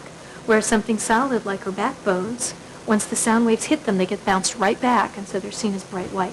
This is a head-on view of the face. She just turned her face to us. This is the top part of her head, the forehead. And this is actually that kind of skull-like shot when you can see her eyes. I know that that's sort of hard to imagine, especially since she's moving on us. Now I can see an eye and an eye and a nose. Look at that. These are the facial bones that are starting to form. Sometimes they open their mouth and you can see a little black opening. It's a lot harder to see, but you can. I'm going to freeze that here. Can you see at least that nice little round eye Yeah. socket? And this is another one. Yes.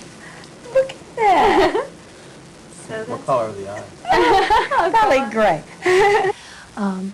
I want to see that she's got all her parts.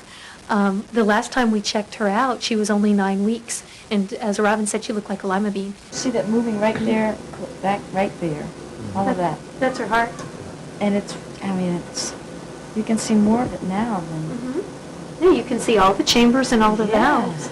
And you can see how it's kind of larger at the bottom. Those are what's called the ventricles. That's the major pumping chambers of the heart. Everything looks great, as far as we can tell. As I told Robin before we even did the test, there's a lot of very little small things in a baby that we can't tell. I mean, babies are complicated little people. But in terms of major defects, body parts being present, being functional, I found everything to be absolutely normal today. And her growth and size is also terrific. So this is an absolutely great sonogram for her. Does it make me a little bit more optimistic about what's going on inside of me is doing well and it's going to be a perfect little baby girl? Yeah, I'm excited now. I'm not as skeptical as I was a half an hour ago.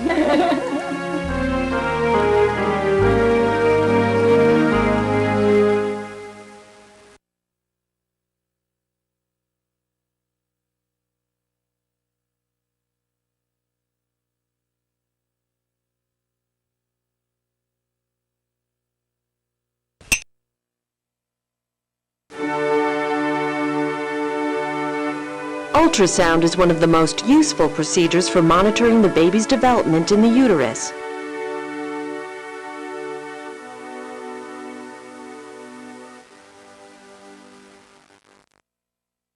Using ultrasound technology, doctors can check for defects of the head, spine, chest, and limbs, diagnose serious conditions like placenta previa or breech birth, and check to see whether the mother will have twins or triplets.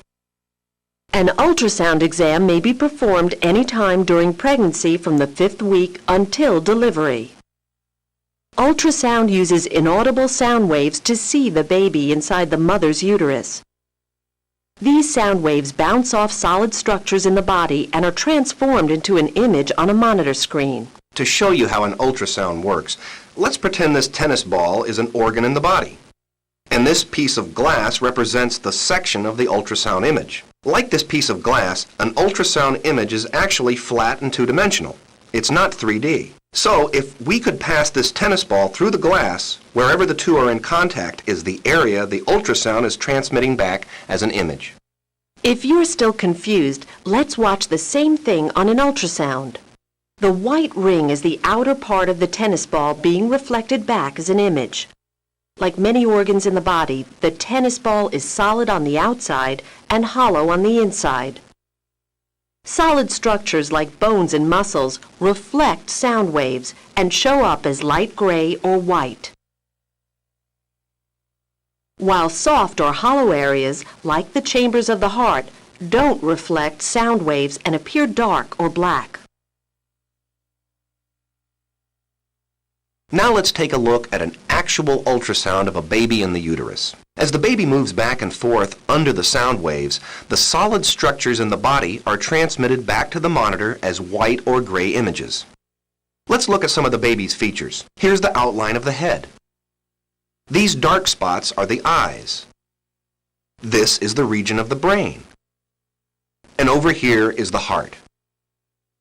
Remember, you're only seeing a flat section through the baby, which is why things seem to go in and out of focus. Now let's take an illustrated inside look at how a fetus actually appears in the uterus. If you want to see the transition from ultrasound to illustration a little slower, use the forward and backward arrows at the lower right to watch it more slowly. Ultrasound is still considered one of the best methods for physicians to visually diagnose major physical defects in the growing baby. Even though there are no known risks for ultrasound at present, it is highly recommended that pregnant mothers consult their physician before undergoing this procedure.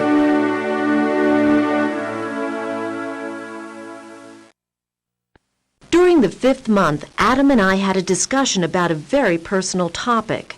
We were both concerned about whether having sexual intercourse might cause our baby any physical harm. I decided that I had better check with Dr. McFarling. To see what our doctor advised, click the button. Or, to see the progress of our baby, click the EVU 3000.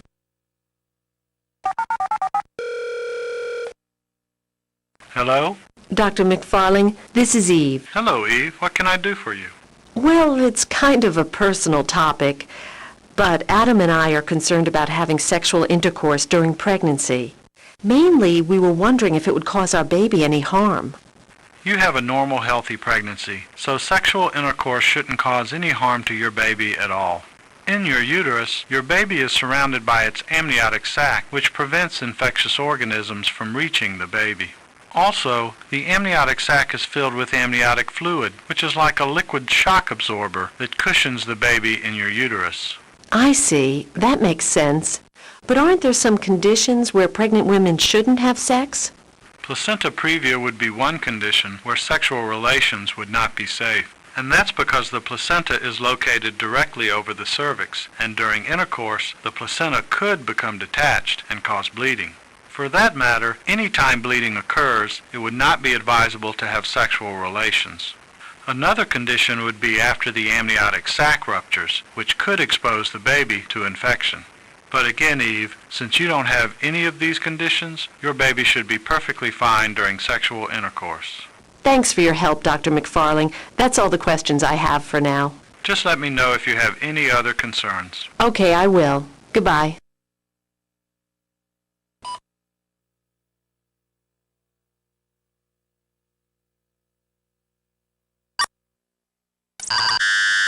Look at my profile. You're beautiful. Oh, Adam, look how big our baby has grown. Wow, he sure has. He? Adam, we have a boy. Eve, a boy. We have a son. You certainly do, Adam. Congratulations to both of you. But it's still too early to begin celebrating. He has a lot of growing left to do before he'll be ready to meet you. At this stage, he's about 9 inches long, and although he looks cramped here, there's still room for him to move around.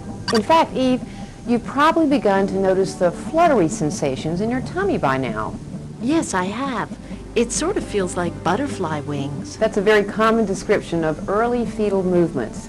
Other people have described them as feeling like bubbles or the twitching of a fish's tail, but I assure you that what you're feeling is your fetus who is actively moving now. This increased movement is a sign that his nervous system has developed more fully. His movements are not as jerky as they were a month ago, but rather are more deliberate and coordinated. From this point on, you'll feel your fetus moving regularly, and you'll get quite used to this sensation. In fact, Eve, if you notice that his movements are reduced or absent for a day or so, you should notify me and come in for an immediate checkup. Of course, thank you. Dr. Richards, is our fetus sleeping now? Well, since the eyes are closed, at least through the 7th month, we can't assume that he's sleeping. But my guess is that he is asleep, primarily because he's not moving around much. Your fetus sleeps and wakes in much the same way a newborn does. When he's sleeping, he'll probably assume his favorite position or his lie. When he awakens, he'll become quite active, turning from side to side and even upside down. Eventually, he'll get drowsy again and doze off, as I believe he is right now. Ah, he's so cute when he's asleep. Don't you think, Adam? Adam? Adam? We're going to have a son. I think Adam is going to need a little more time to get used to the idea. Well, I'll be back in a month to see how things look. Eve, you better take care of Adam. See you.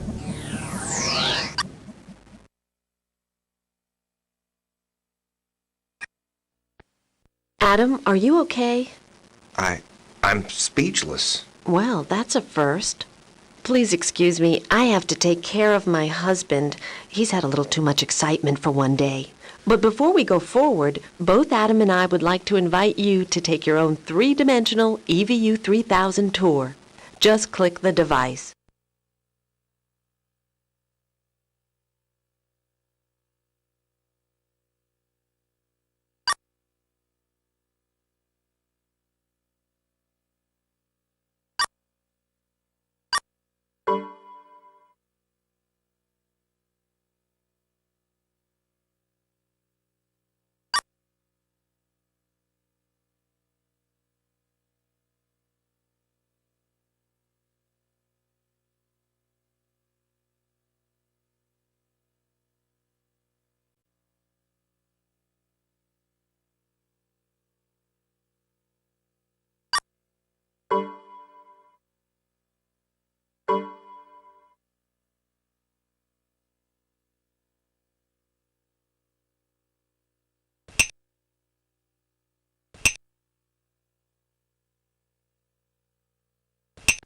During the 5th month...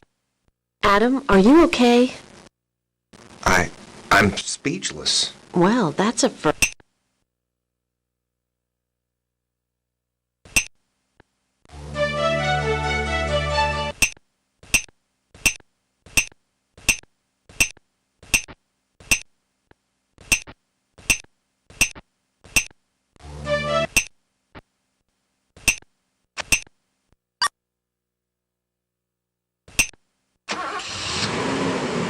And that was our 5th month. As you saw, it was pretty emotionally charged.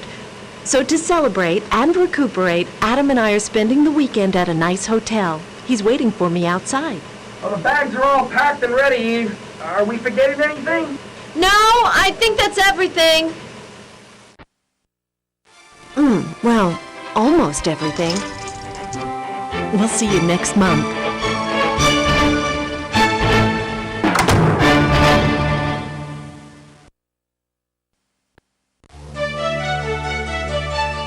Welcome to the 6th month of our pregnancy. In this month, you'll see our baby continue to develop and respond to the outside environment. And we'll learn more about the amniotic sac that envelops and protects him. And by using the EVU 3000 device, you'll get a close-up look at the fine coat of hair that covered his face in the months prior to his birth. You'll also have a chance to learn about his favorite beverage. You won't find this one in your local grocery store. Good thing. And you'll also see Adam be a wonderful coach as you come with us to our birthing classes and see a 9-month video on birthing classes as well. So let's get started. Earlier this month, Adam was watching a horror movie on television.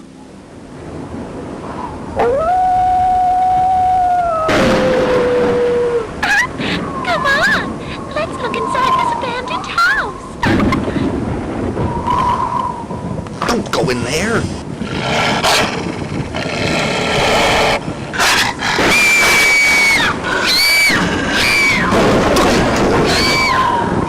Hey, Adam, what are you watching? The baby nearly jumped through my skin.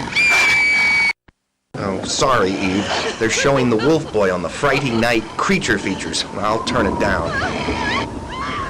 The wolf boy? How many times have you seen that one? Oh, about 8.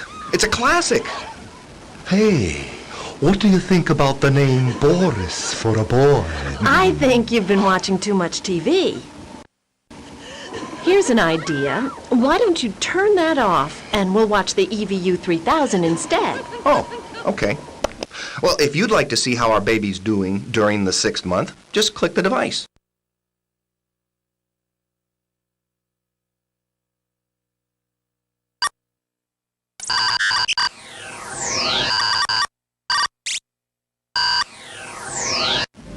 Look at our baby. He's beautiful, Adam. He sure is. Earth to Dr. Richards. Come in, doctor. Hello to you both, and welcome to the 6th month of your pregnancy, Eve. I thought we could move in close this month so you could get a good look at your creation. Isn't he wonderful? Yeah, handsome little guy, too.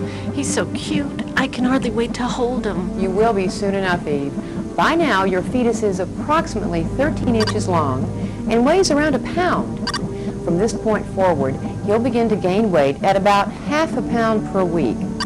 You can clearly see that his fingernails are all formed and are growing longer. Well, by the time he's born, they'll probably need to be trimmed. Look at all the little hairs on his face. He isn't going to be a wolf baby, is he, doctor? Adam. What you're seeing is called lanugo, or downy hair. This hair begins developing in the 3rd month, but most of it will disappear before he's born. The only hair left over will be on his head. If the lanugo disappears, why does it form in the first place? Good question, Adam. The fact is, we're not sure. Scientists think that the lanugo may help accumulate vernix, which is the waxy material you see on the fetus's eyebrows. Vernix helps protect the baby's skin against infections and also helps it slide through the birth canal more easily. But whether the lanugo helps the waxy material stay on the fetus is really unknown. Dr. Richards, maybe this sounds crazy, but sometimes I believe my baby can hear what's going on around me. Yeah, the other day, Eve dropped a pan on the floor and Junior practically jumped out of her skin. Good news, Eve. You're not crazy. The fact is, your baby does hear things, especially loud sounds like falling dishware. It probably startled him and he jumped. You know what it sounds like when you're swimming underwater? Yes. Well, your fetus hears sounds the same way. In the next few months, you'll become more aware of your fetus reacting to what's going on around you. It's even believed that before he's born, he'll be able to discriminate between your voice and Adam's. Adam, he can already hear us. Isn't that amazing? Yeah, it sure is. Maybe we could start reciting the ABCs and we can give him a real head start. I wouldn't count on that, Adam. His ability to learn the alphabet is still a couple of years away. For now, he'll simply learn to recognize familiar sounds, one of the most familiar being the beating of Eve's heart. These familiar sounds are comforting to him now and later after he's born. In fact, your voice and heartbeat will be natural sedatives for calming and relaxing your newborn. Well, that's all for now. I'm starting to break up. Goodbye.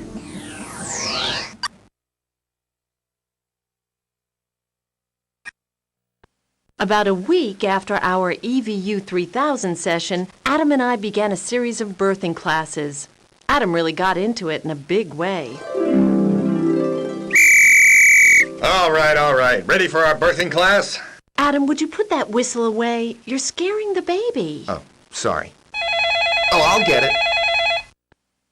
Hello? Hello, Adam. It's your mother. Oh, hi, Mom. How are you guys doing? Oh, we're doing fine, thanks. I have a suggestion for a boy's name. What's that? I have a suggestion for a boy's name. Another suggestion for a boy's name. Mordecai? Mordecai? Yes, after your Uncle Morty. Okay, Mom. We'll add it to the list. You better. Okay. That's Mordecai. All right. I love you, Adam. I love you too, Mom. Bye-bye. Goodbye. Mordecai? After my great-uncle Morty. This has been going on ever since we found out we were having a boy. We finally made it to the birthing class a while later. Our instructor, Betty, explained that the breathing exercises would help us relax during labor contractions and would also help facilitate the birthing process. Then, to gain a perspective on the upcoming weeks of classes, the group watched a 9-month video about birth training. If you'd like to see our personal copy of the video segment, just click the videotape.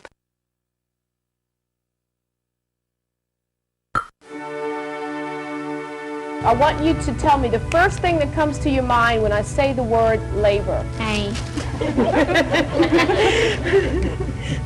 Pain. Okay, Nicole. Anybody else? Breathing. Breathing. The whole idea of breathing is to give you something else to do when that contraction comes, to help you to be able to relax. The whole idea of knowing what's going on in labor is so you won't be anxious, you know what's happening. Okay, your contraction is about to start. So start applying pressure, support persons. Contraction starting. Just breathe in and out. Just breathe in and out. Keep applying the pressure. Contraction is starting to increase in intensity. Contraction is increasing.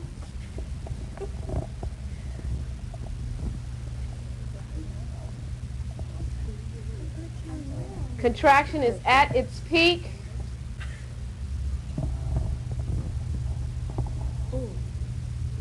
Okay, contraction is ended. Take a deep cleansing breath. Let it go. I want support persons to check to make sure that these ladies are calm and relaxed. Okay, that's part of your job. The forehead really holds a lot of tension. If you can get them to relax their forehead, you really have done a good job. Okay? Contraction is ending. Deep cleansing breath. Let it go.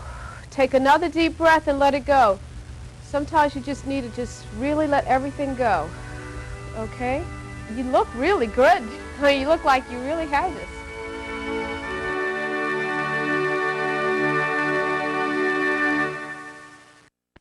After the 9 months video, almost everyone in the class wanted to know more about specific breathing and relaxation techniques for labor. It was a pretty enthusiastic response. Betty told them we would get started on learning some right away. Later in the class, we also learned about the role of amniotic fluid, the liquid cushion which helps keep our babies safe from harm. If you'd like to learn more about this remarkable substance, just click the picture.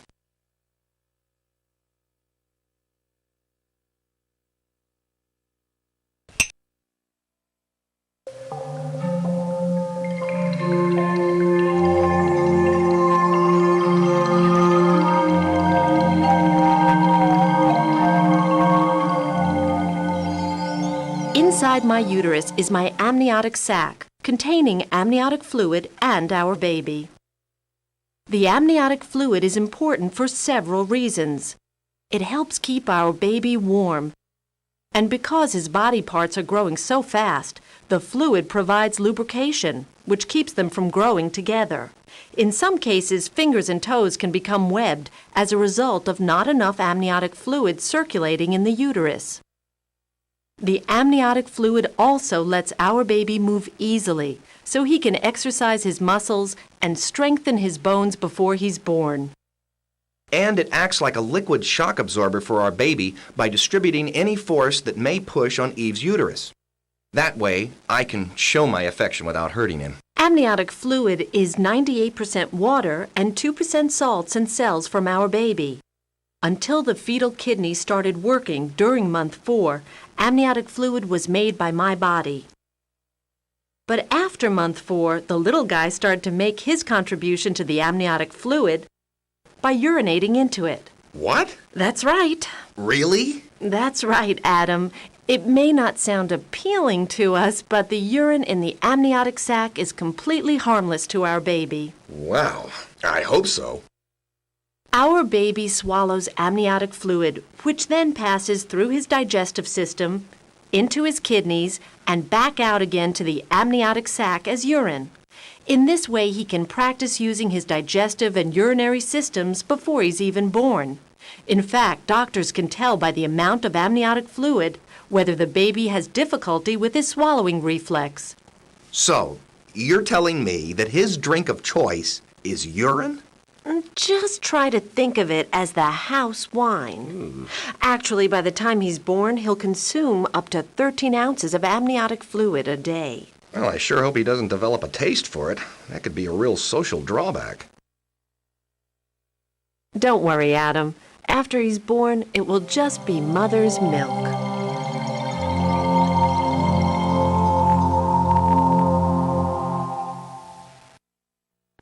In all fairness to Adam, I really have to say that he did a great job as a birthing coach. And as for being a bit alarmed about some of the biology, it probably seemed a bit more strange to Adam than it did to me. But then again, our baby wasn't living inside of him. Later in the month, two of our closest friends, Anne and Anthony, got a little bit alarmed about their pregnancy, but that was a whole different matter. We found out our friends were expecting fraternal twins. Anne said it was a double blessing passed down from her great-grandmother, and Anthony said that Anne's ovaries were having a 2-for-1 special on egg cells. If you'd like to see an animation about twins to understand what they were talking about, just click the picture.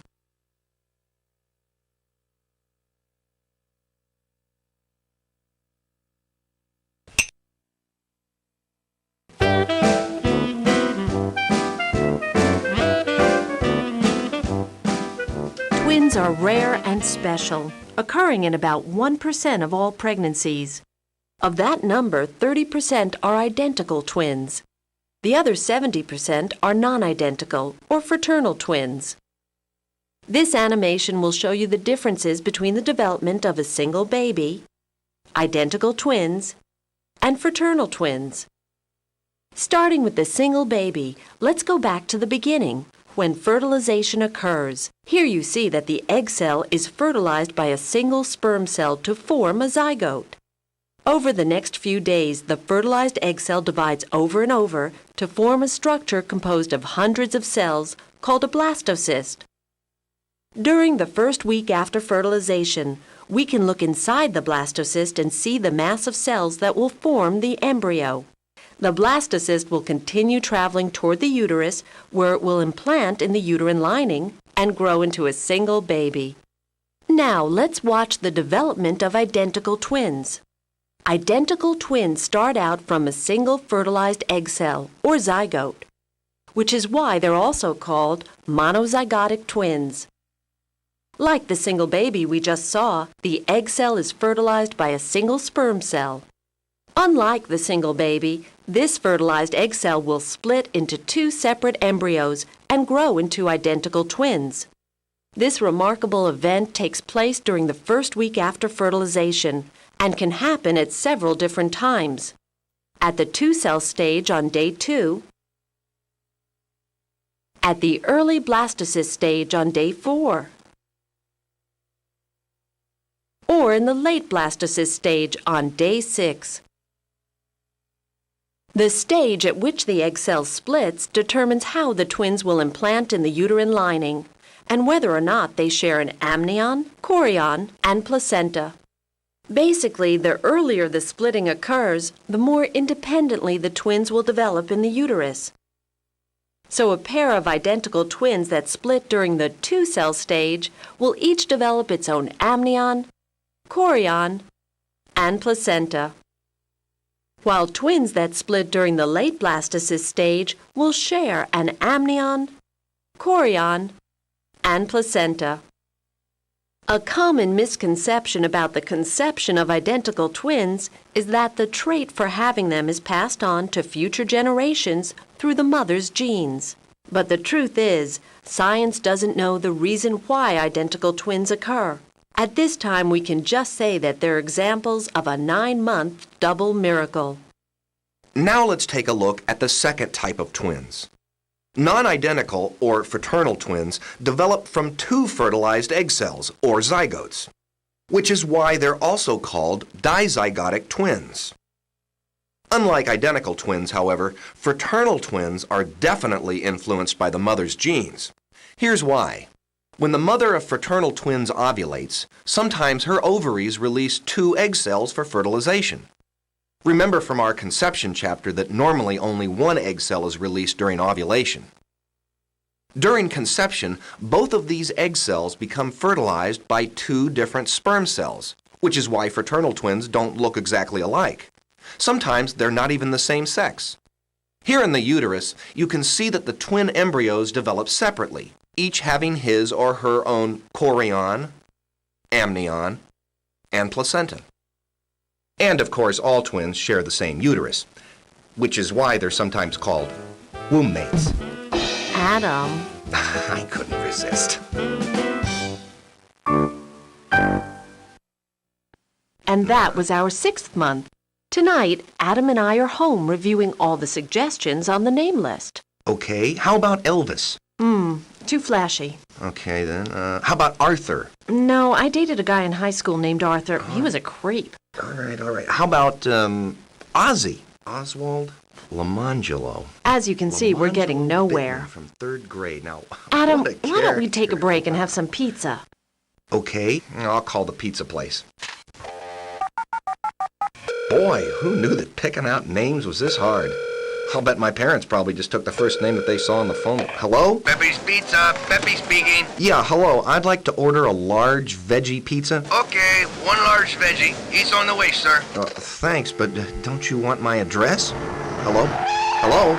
Well, you must have hung up. I'll get it, Eve. Pizza delivery. 1 large veggie. Already? Wow, you guys are fast. Here you go. Oh, say, my wife and I are trying to pick out a name for our baby boy. Maybe you could help us out with a suggestion. Sure. How about the name Jorge? Jorge? Jorge. Yeah, not bad. I'll put it on our list. How do you spell that? Just like it sounds. Jorge. Jorge. Oh, okay. Well, thanks for your, You're welcome. Thank you for choosing Pepe's.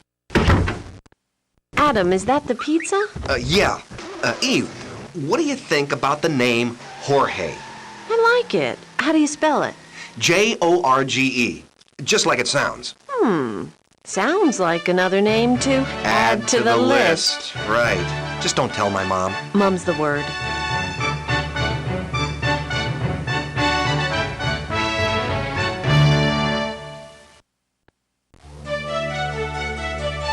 Welcome to the 7th month of our pregnancy. In the 7th month, my baby continues to grow and gain weight. He's gained nearly 1 pound since last month. And right now, he's very active in Eve's uterus. Sometimes he even does somersaults. But aside from his weight gain and activity, there's not a lot happening with our baby this month. So we've decided to have a little break in the routine. Sort of a 7th month stretch. That's right. This month, we'd like to introduce you to our neighbor Emily, whose mother just went through her own pregnancy.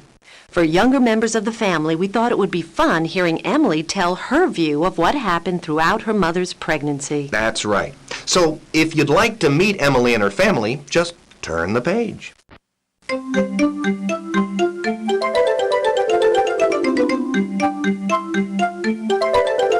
Emily's new sister.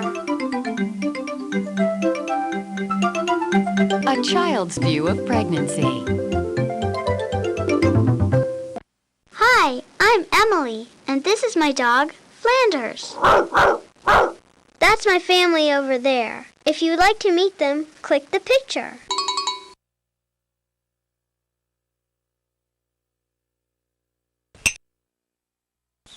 This is a picture of me and my family on a camping trip. Click on their pictures to meet them, or click on other stuff for surprises.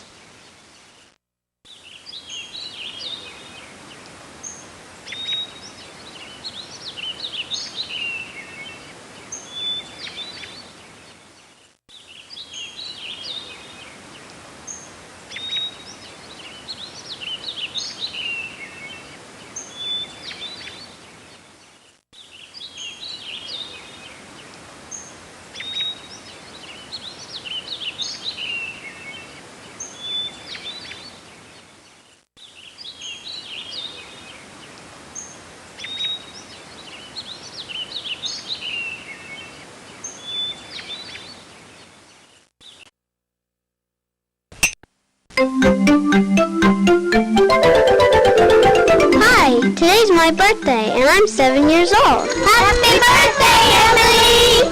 Today I found out about another birthday. My mommy's having a baby. Surprise!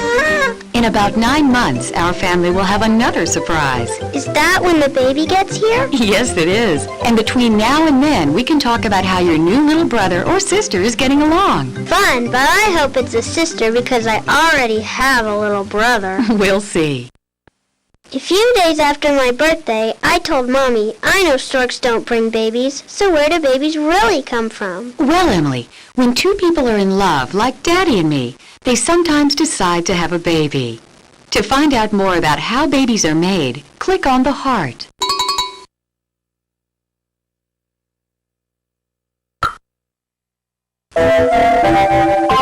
Mommy, where do babies come from?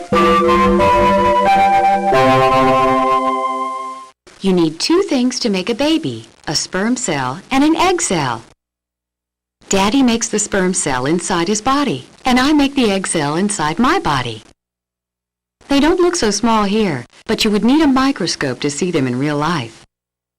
A microscope is sort of like a magnifying glass, only much stronger. When the sperm cell and the egg cell meet each other, they make a tiny baby that's smaller than a grain of salt. Wow, that's small. It sure is. And the baby will grow inside a special place in my tummy called my uterus. And then the baby will come out as your little baby brother or sister. I can hardly wait. I hope it's a sister.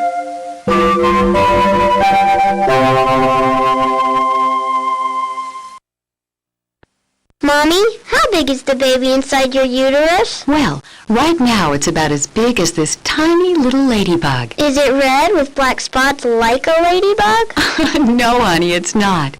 But in about 8 months, it will be as big as your teddy bear. To see how the baby grows in my tummy, click on the teddy bear.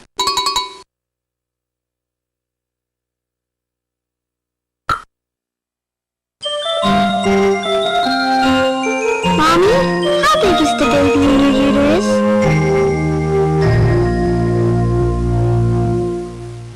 Well, Emily, the baby has only been growing inside my uterus for 1 month, so he or she is very small. Here, let me show you on the computer. Why, right now, the baby could fit in the palm of your hand. Is she as small as my Tinker Tot doll? She's even smaller. After a month in my uterus, the baby is about the size of your thumbnail. Wow.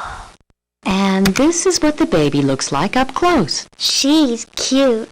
But Mommy, she doesn't have any ears or toes. Oh, don't worry, dear. The baby is still very young, so he or she still needs to grow some more. Will she get her ears and toes then? Yes, honey. Here, this is what the baby looks like inside my uterus. See? There she is. She's tiny. Yes, but watch what happens over the next 9 months. Look, Mommy, she's getting bigger. That's right, Emily. After 9 months inside my uterus, the baby will be big enough for you to hold in your arms. Wow, that'll be fun. Then I can play with my baby sister. Sometimes I get scared that after my baby sister comes, Mommy and Daddy won't want me anymore. But Mommy tells me that even though my new sister will need lots of attention, she and Daddy will still love Josh and me. That's right, Emily. You know, sometimes older brothers or sisters think that parents don't care about them anymore when a new baby comes, because of all the attention the new baby gets. But Daddy and I will love you and Josh just as much as ever. Mommy, will the baby be a girl or a boy? Daddy and I don't know yet, honey. We want it to be a surprise. You don't know? Can't you just tell her to be a girl? No, Emily, but in a way, Daddy helps decide if the baby will be a boy or a girl. Click on the picture to see more. Mommy, will the baby be a girl or a boy? Well, remember when we talked about Daddy's sperm meeting my egg cell and making a baby? Yes, that happened in your uterus. Well, that's close, Emily. But they actually met in one of my fallopian tubes, which connects to my uterus. Hi there. And here's something else. Inside Daddy's sperm are a set of instructions that tell the baby to be a boy or a girl. Instructions? Like the kind we used to build my dollhouse? Yes, except these instructions are for building a baby. Gee, I bet that's harder than building a dollhouse. It sure is. And here's something very important. The instructions in Daddy's sperm have a secret letter on them. A secret letter? Yes. And if the letter is an X, it means the baby will be a girl, like you. X? X marks the spot. That's right. And if the letter is a Y, what do you think that means? Y? Why, it'll be a boy. Right. X is for girls, Y is for boys. I sure hope it's an X.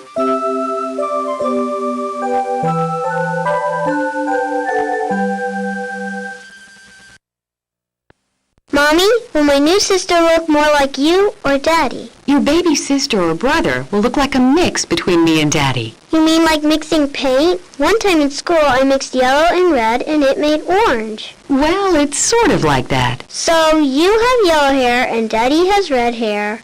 Does that mean the baby will have orange hair?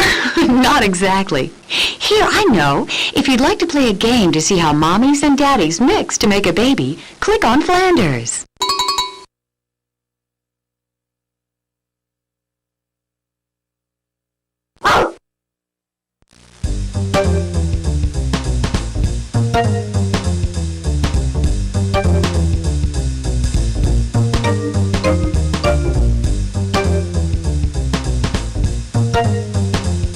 Press the red button to come on in.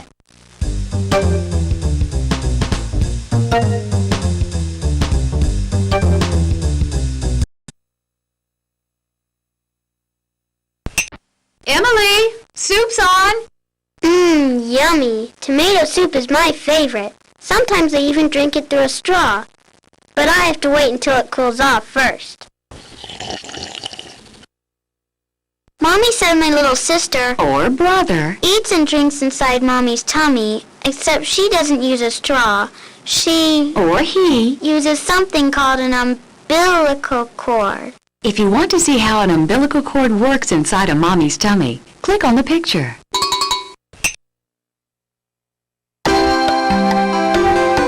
How does the baby eat and breathe in your uterus? When the baby's in my uterus, it can't eat soup or breathe on its own, so it needs some help. The baby has a little tube that goes to its middle. It's called the umbilical cord. And the umbilical cord goes to the placenta, which connects to my uterus. Here's how it works. First, the food that I eat and the air that I breathe get into my bloodstream. Emily, did you know that in my blood there are tiny pieces of food and air so small that you can't even see them with a microscope? No, I didn't. It's true, and they're in yours too. These tiny pieces of food and air travel along my bloodstream to the placenta, and from there they go to the umbilical cord and into the baby's body. That's how the baby eats and breathes inside my uterus. He's like a little deep sea diver. And did you know, after the baby's born, the umbilical cord goes away. And guess what's left? What? Your belly button.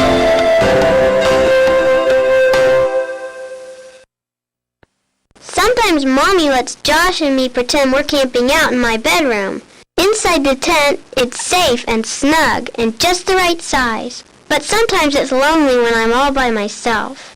Mommy, does the baby feel lonely all by herself without a pillow or toys? No, dear. The baby is warm and safe and happy because she is always next to me. And you know what? What? The baby can hear you when you talk to it. Hi, baby sister.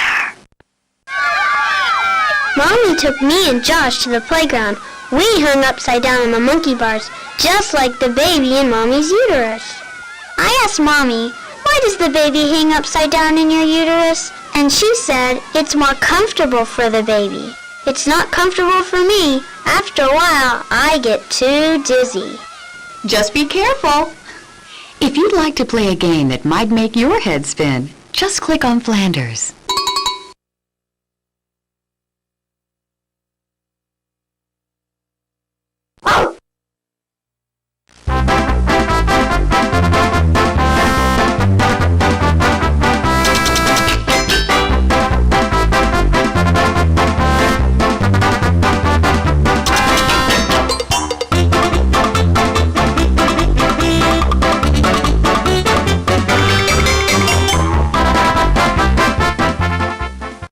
Watch this.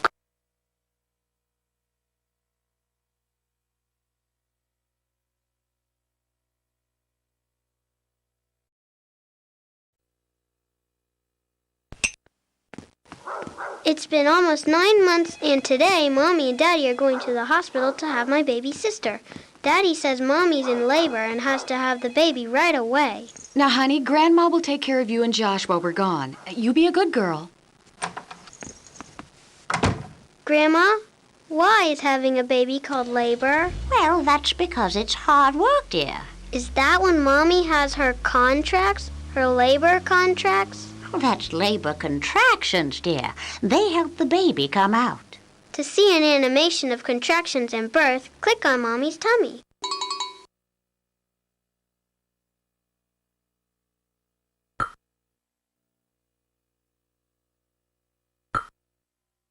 How does the baby come out?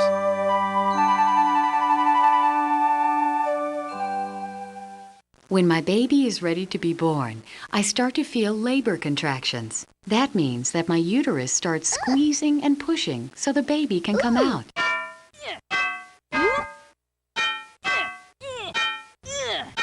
Here you can see the baby coming out of my uterus. It's a tight fit, but it doesn't hurt the baby one bit.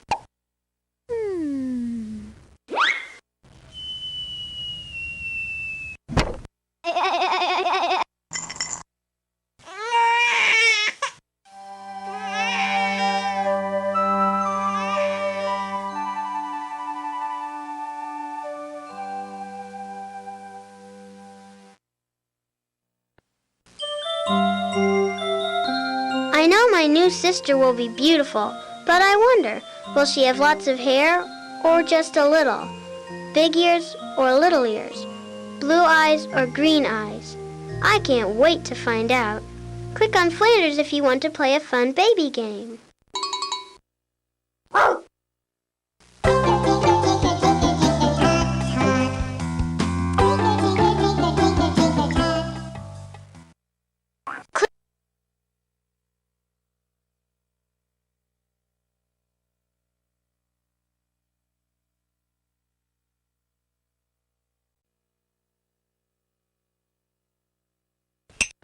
Some dads give out cigars to announce new babies, but my dad gave out candy bars.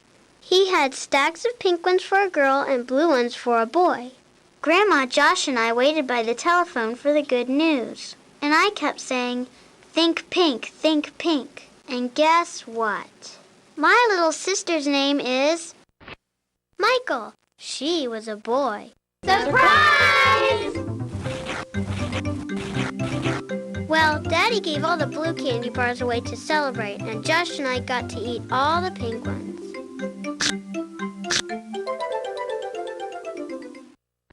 At first, I wasn't happy with Michael because I wanted a little sister, but when I saw him for the first time in the hospital, I changed my mind.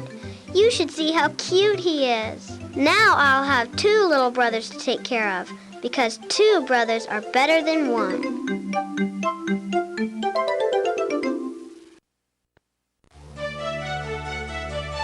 Welcome to the 8th month of our pregnancy. In this chapter, you'll see how our baby continued to grow and gain weight in preparation for life outside of my uterus. So while Eve and I tried to escape the July heat, our baby added 2 pounds of fat padding to protect him from the outside world. Of course, Adam put on his own 2-pound fat pad to keep the baby company. So nice to see you boys bonding already. Ha ha. As you'll see in Dr. Richards' final EVU 3000 session, the considerable increase in our baby's weight and length made for some pretty crowded living conditions. After I saw how big he was, I was worried that I might not be able to have a normal vaginal delivery. It turned out that I wasn't a candidate for a cesarean section, but we'll share the inside story on what we learned about the procedure from Dr. Richards and from our 9 months video as well. So, when all was said and done, month 8 turned out to be pretty calm for us. Of course, you know what comes after a calm. Adam, let's not even think about it. Earlier this month, I went to Dr. Richards' office for my scheduled appointment. Since I was closer to my due date, Adam went along with me. How's our baby doing, Dr. Richards? It's all good news so far, Eve. The baby has a good, strong heartbeat. Your weight and blood pressure are excellent. There are no signs of anemia, which would indicate an iron deficiency, or of sugar in your urine, which might indicate gestational diabetes, a condition which can sometimes occur in pregnant women. Throughout your pregnancy, Eve, you and your baby have tested well within the range of normal.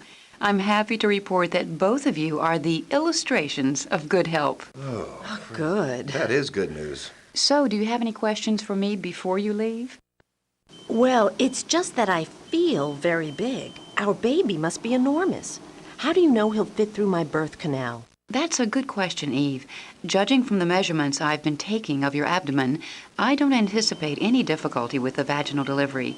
When we get closer to your delivery date, I'll perform an internal exam where I'll measure your pelvis from the inside to confirm that there's enough room for the baby to come out. I see. But Dr. Richards, what if it looks like the baby's head is bigger than the birth canal? On Eve's ultrasound, the baby's head looked huge. Actually, it's not a question of appearance. The head often looks bigger, but the bones in the skull have gaps between them called fontanelles that allow the baby's head to change shape during the delivery so he can fit through the birth canal. In fact, you can still see the fontanelles after the baby is born. Right. It's the soft spot on a baby's skull. Exactly. Sometimes you can even see it bulge when the baby is crying. But the main point is that within limitations, the fontanelles permit the baby's skull to compress quite a bit without any harm being done. Well, what happens if the baby's head won't compress enough to get through? Well, Adam, that's something we try to anticipate in advance so we can plan to deliver the baby by a cesarean or C-section. In most cases, an expectant mother won't know if she'll have a cesarean until she's well into labor, but there are a few situations where we can plan for the procedure, like when the baby's head is too big, or if the baby is in a difficult position in the uterus, or if the mother can't tolerate the stress of labor due to high blood pressure or kidney disease. What about our pregnancy, doctor? Do you think I might be a candidate for a cesarean? In your case, Eve, all signs are pointing to a normal delivery. But I want to prepare you by saying that the situation may change when you go into labor. At that time, a cesarean might be necessary if your fetus goes into distress, or if your cervix doesn't dilate to the proper width during labor, or for a variety of other reasons. We won't know for sure until the labor and delivery starts. I guess we'll just have to wait and see. Yeah, there's no sense worrying about it now. I can tell you're both very concerned over this. I have something here that might help. Please watch this animation when you get home.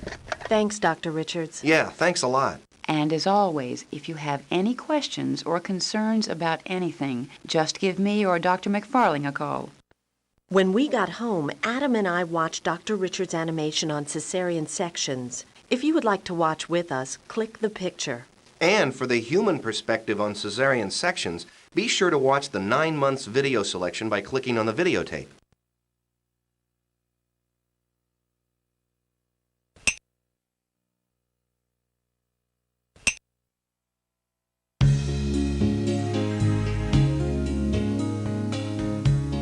Although cesarean or C-sections are relatively safe surgical procedures, they should only be performed in appropriate medical circumstances. Some of the most common reasons for a cesarean are if the baby is in a feet-first or breech position, if the baby is in a shoulder-first or transverse position, if the baby's head is too large to fit through the birth canal, if labor is prolonged and the mother's cervix will not dilate to 10 centimeters, if the mother has placenta previa, where the placenta is blocking the birth canal, or if there are signs of fetal distress, which is when the fetus is in danger because of decreased oxygen flow to the fetus. Some common causes of fetal distress are compression of the umbilical cord, compression of major blood vessels in the mother's abdomen because of her birthing position, and maternal illness due to hypertension, anemia, or heart disease. Like many surgical procedures, cesarean sections require anesthesia. Usually the mother is given an epidural or a spinal block, Both of these will numb the lower body, but the mother will remain awake. If the baby has to be delivered quickly, as in an emergency, the mother may be given a general anesthetic, which will make her fall asleep. During the surgery, an incision or cut is made in the lower abdomen. Then another incision is made in the uterus. There is no pain associated with either of these incisions because of the anesthesia. Then the baby is carefully eased through the incision and out into the world. The procedure usually lasts about 10 minutes. One concern that many women have is whether they'll be able to have a normal delivery after having a cesarean. The answer depends on what the reasons were for having the C-section in the first place. If it was because of a one-time problem, like umbilical cord compression or breech position, then the mother should be able to have a normal birth. However, if the surgery was the result of an incorrectable problem, like the mother having a small pelvis or chronic high blood pressure, then it's likely that her next child will have to be delivered through cesarean. Cesarean sections are safe and can even save the lives of both mother and baby during emergency deliveries. Since 1 out of 4 babies are born by cesarean in the United States, expectant mothers should be prepared for the possibility of having one. I tell my patients this: in childbirth, it's not only the delivery method that matters, but the end result, a healthy mother and baby.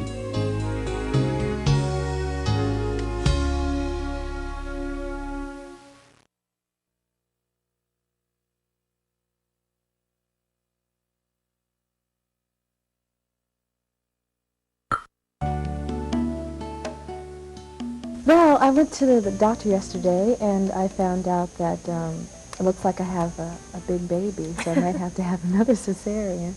Really? But well, he's going to wait until term.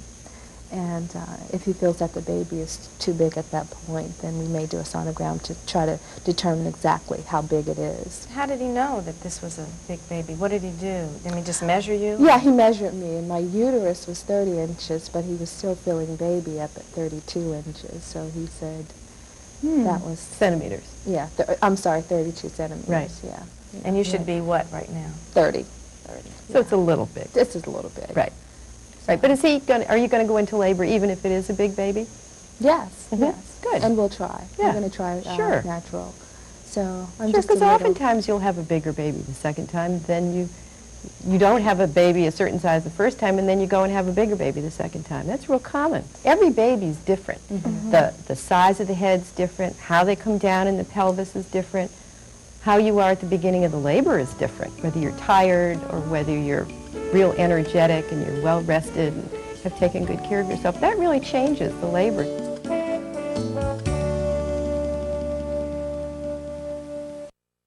A friend of mine gave me a home video of her daughter being delivered by cesarean section. If you'd like to watch it, just click the videotape. We'd like to warn you that this video contains graphic footage of surgery and may not be suitable for all members of the family, so parental discretion is advised.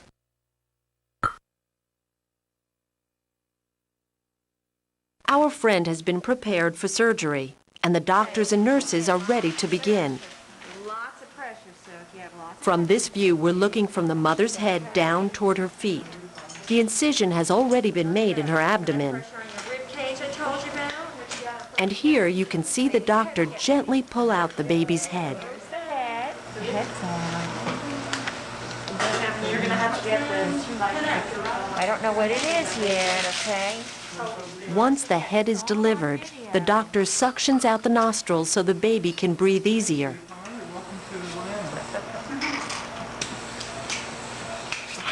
Got some chubby cheeks on this baby.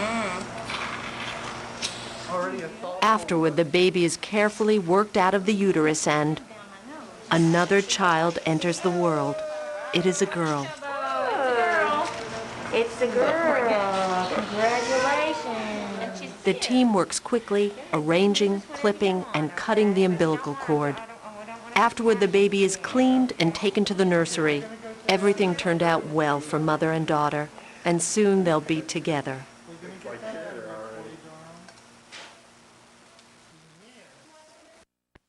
By the middle of the 8th month, Adam really began to take his role as my support person very seriously.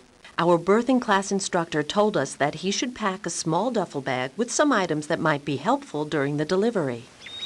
He carried that bag around everywhere he went.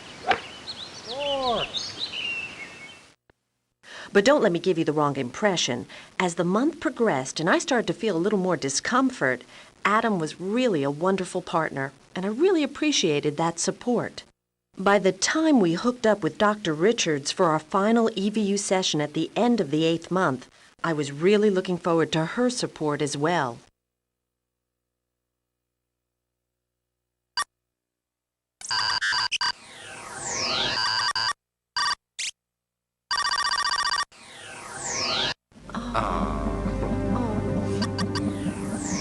Oh, Adam, there's Dr. Richards.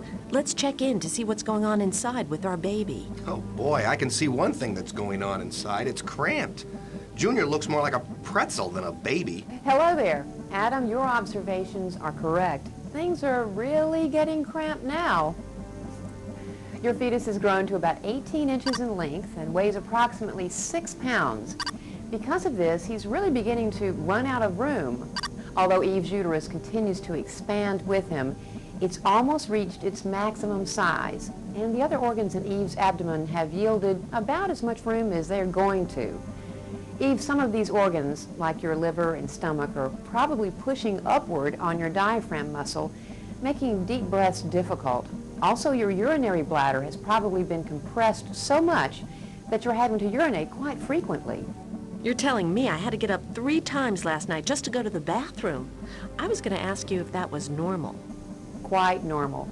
From now until delivery, you'll probably be at the most uncomfortable state of your entire pregnancy.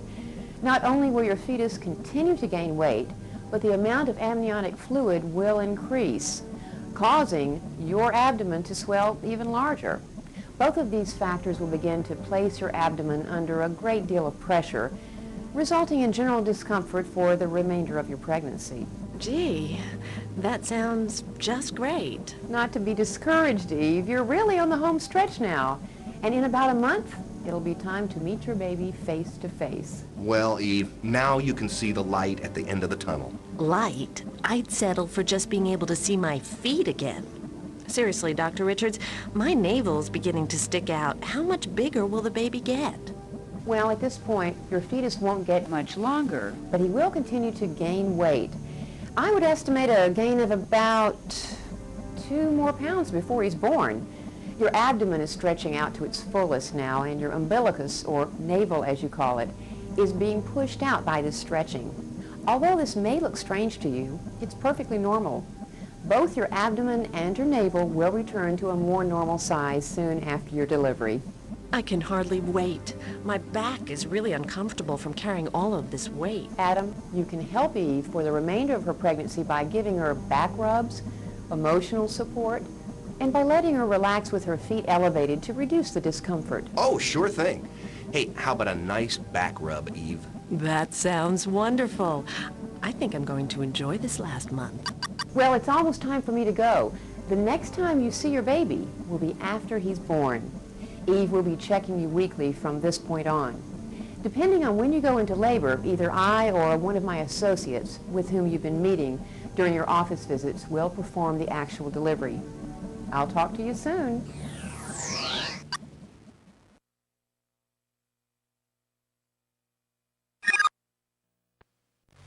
All right, ready? Push! Push! Push! Push! Push! You did it! Thanks for the help, guys! No problemo, dude! Yo, Axel, I moved a lot of cars out of these ditches, dude, but I never heard anyone yell push like that before. Who was that dude? Hey, man, don't you know nothing? That was a Lamaze Ranger, man. Awesome. Dude's got his own soundtrack. Shut up, man.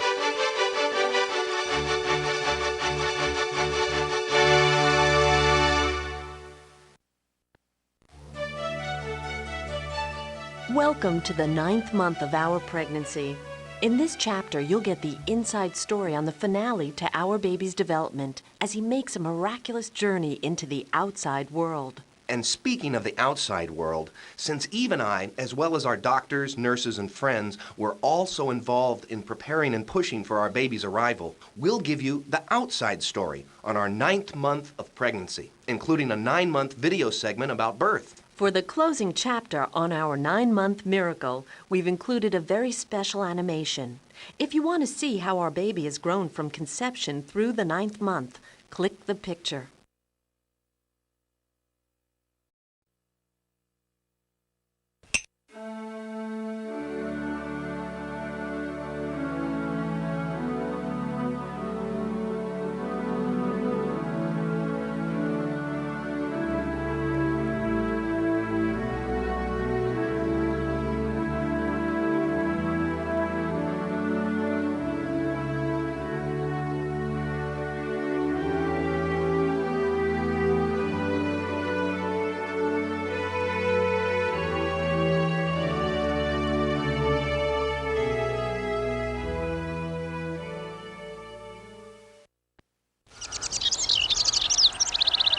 Hey, Adam, we need to get more diapers. There could be a hurricane or blizzard and we won't be able to go out and get more. No problem, Eve. I'll get them right after the game.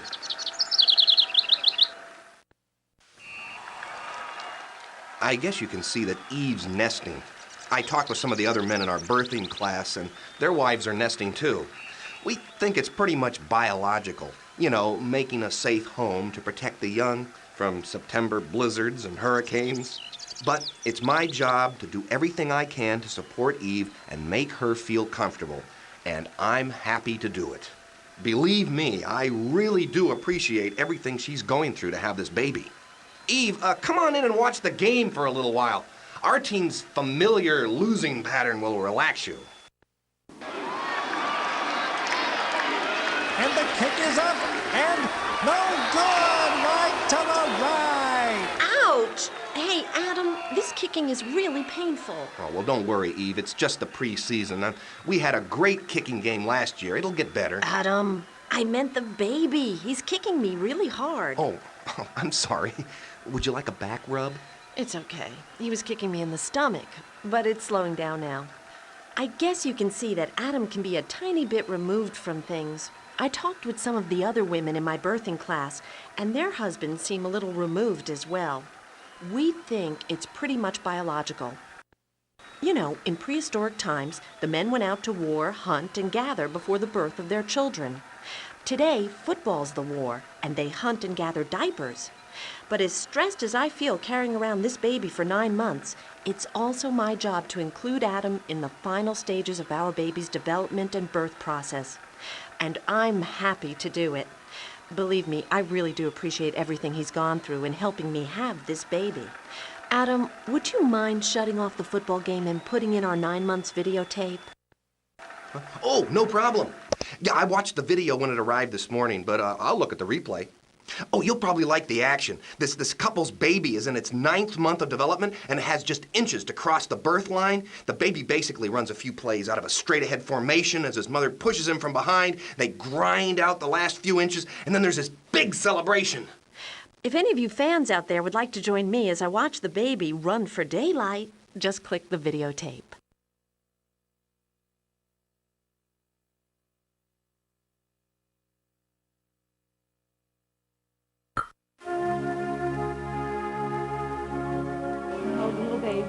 It's so amazing. It's so amazing. Hold back those legs, open those pelvis wide. Now push them. Two, push. That's it. Come on, push. Four, push. five, That's it. That's it. That's it. That's it. Harder. Steady. 9, 10. Good. Deep breath in. Now push down, Sarah. Push.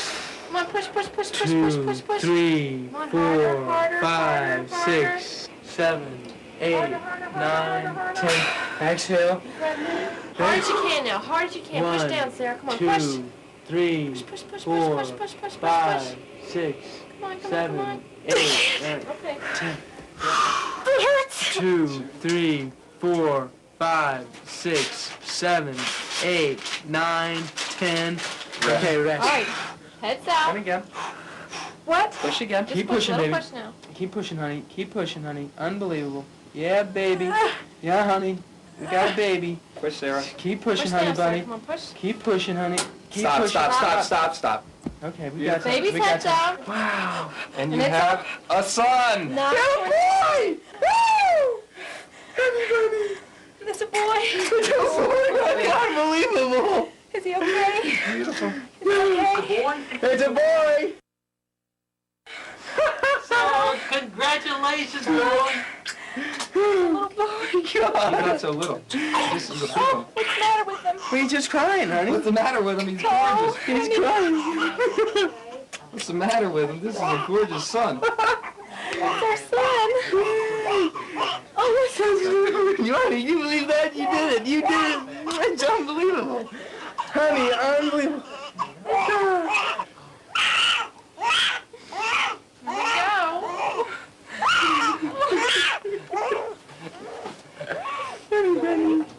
Can he breathe? I think he's against my... I think he can breathe.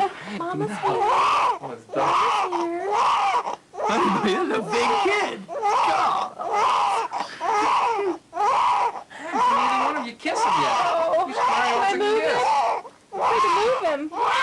Can I pick him up? Tougher than you are. Oh, keep him wrapped up to keep him warm. Hi, sweetheart. It's okay. It's the most incredible thing.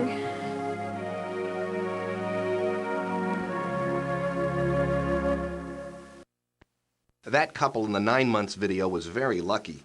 Their delivery is over and now they can enjoy their baby. On the other hand, our baby was still practicing his in utero karate demonstrations. Not only that, but Eve had heartburn, hemorrhoids, backaches, and a few varicose veins. To tell you the truth, things started to get pretty uncomfortable for Eve, and the strain was starting to show in her nonverbal communication with the baby. Fortunately, we had our weekly visit with Dr. Richards scheduled for the next day. Before we went, Eve called Dr. McFarling with some questions. Just click the icon to see more.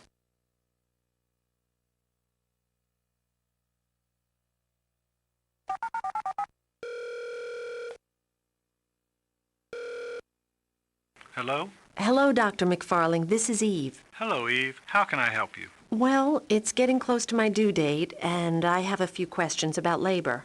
When does it normally begin? Most women go into labor during the time period 2 weeks before or 2 weeks after their due date. That means it could be any day now. I know. I'm trying to stay calm. Well, what are some of the signs of labor? Some of the signs of labor include pain or contractions that seem to come at regular intervals and get progressively worse, or sometimes the appearance of a mucus plug as it's passed from your vagina. This is sometimes called the bloody show. Also, the amniotic membranes may rupture, which is what most people call the water breaking. What should I do if those things happen? You should be monitoring for these things, especially the contractions. When you start to feel them, monitor them over the next hour or two, checking the frequency, duration, and strength for each contraction. If they continue and become more frequent and painful, call Dr. Richards or me so you can get further clarification on what to do next. Thanks for your help. Take care of yourself. I sure will. Goodbye.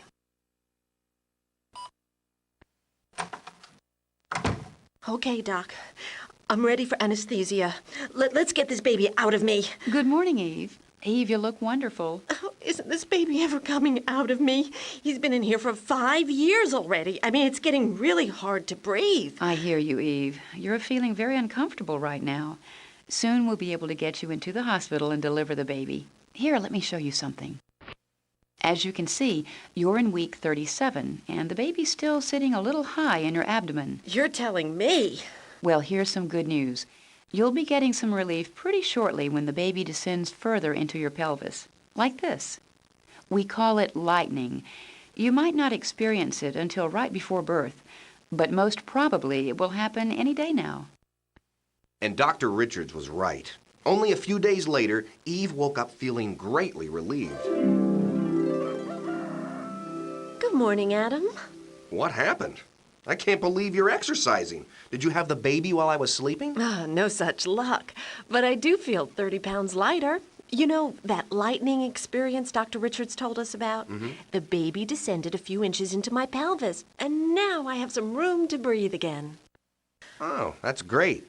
Oh, What's the matter? it's my back. I think I sprained it from putting up all those toy shelves in the nursery. Any chance I could get a massage? Adam, I don't really think I can. My back's killing me. I was hoping you'd give me a massage. I asked first. What's with the watch? I'm timing my contractions. Contractions? Let's just be calm. They're coming about every 15 minutes. Remember what we learned in birthing class? We don't have to go to the hospital until they're coming every 5 to 10 minutes. Ooh, excuse me, I've got to use the bathroom. Okay, Eve. Oh, boy.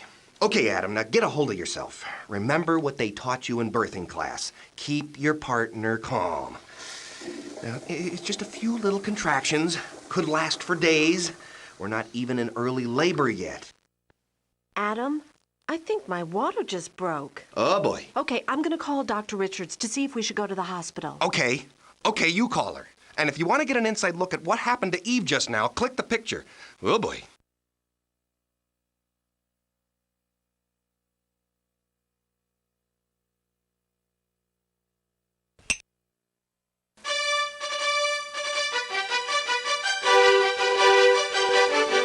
One of the first signs I had that my labor was starting was the appearance of a mucus plug, or what is sometimes called a bloody show. The bloody show is the discharge of a small amount of pinkish mucus that form the barrier between my uterus and vagina during pregnancy.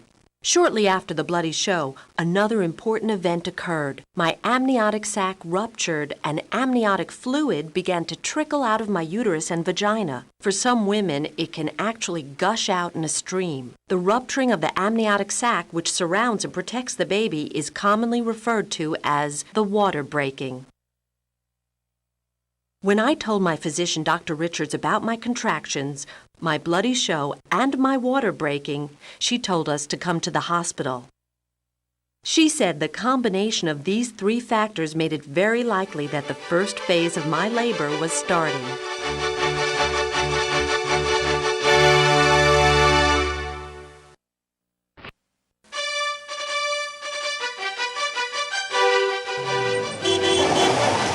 Move, cows, move! Move!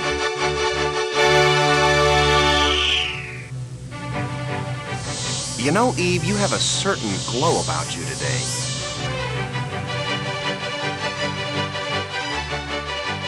Hey, neighbor, how was the camping trip? This guy doesn't talk much, does he? Hey, isn't it a little early to be delivering pizzas? It's never too early for pizza. Have a nice day.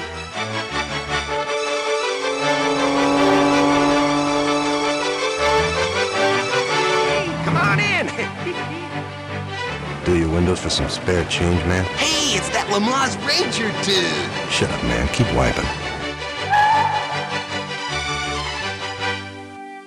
By the time we got to the hospital, Eve's contractions were coming every 8 to 10 minutes and were getting longer and more powerful. We rushed her through admitting and got her into more comfortable accommodations.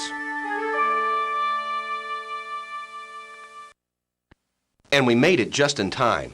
Eve was already in the first phase of labor, or early labor. If you want to get the inside story on what it looks like, just click the picture.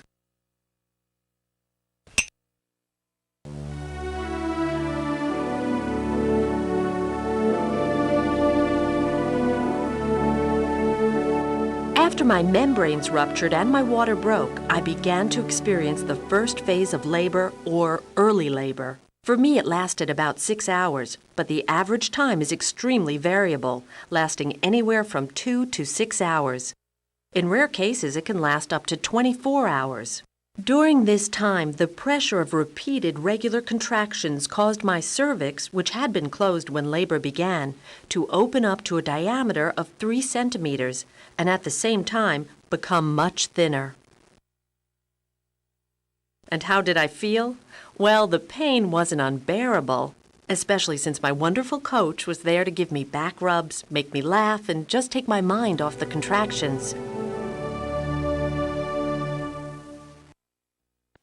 Eve entered the second phase of labor, or active labor, about 6 hours after we got to the hospital. Her contractions were coming about 4 minutes apart, and they lasted about 45 seconds each. For the next 3 hours, the contractions were causing my cervix to dilate from 3 centimeters to 7 centimeters. That's when the pain started to bother me more. I had trouble even talking during the contractions, and I had a backache that just wouldn't go away, no matter what position I was in. The third phase of labor, or transitional labor, where Eve's cervix dilated from 7 centimeters to 10 centimeters, was the shortest of the three, lasting only about 30 minutes. It may have been short in duration, but for me it felt like the longest. My contractions were coming at 2.5 minutes apart and were lasting about 1.5 minutes each. And in addition to my back hurting, my legs were starting to hurt as well. We had been at the hospital for 9 hours and I was exhausted. It was hard to resist the urge to push the baby out. But Adam kept up his great work by helping me with my breathing exercises and offering kind words of support. Just keep breathing, honey. You're doing fine. He was really looking out for me and our baby. When Eve's cervix dilated fully to 10 centimeters, her labor had technically ended, and the pushing and delivery phase of childbirth began. Finally, we were going to see our baby. To see the culmination of our 9-month miracle, just click the picture.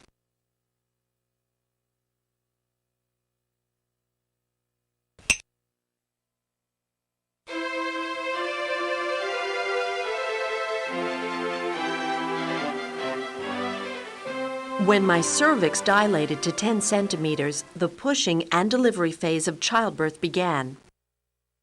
During this phase, our baby started his journey down the birth canal. His head rotated and became distorted as he slowly came down the narrow opening. As you may recall from month 3, the baby's skull bones have gaps called fontanelles that allow his head to elongate and fit within the birth canal. I'll tell you one thing, this is where my breathing exercises and Adam's moral support really came to my rescue. You're doing great, Eve. Come on, Eve, push. You're doing fine. Just keep pushing. Just keep pushing. One more push. He's almost out, Eve. Come on.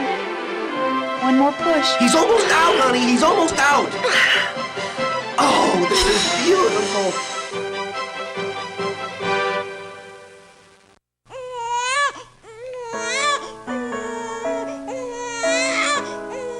And when we saw our son, we knew that the pain and waiting were worth the effort.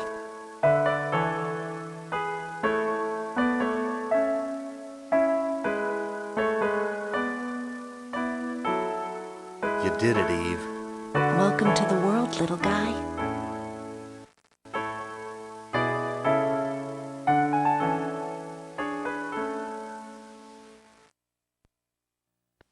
After our baby was delivered, the third stage of childbirth began, the delivery of the placenta. If you would like to see what that looked like, click the picture.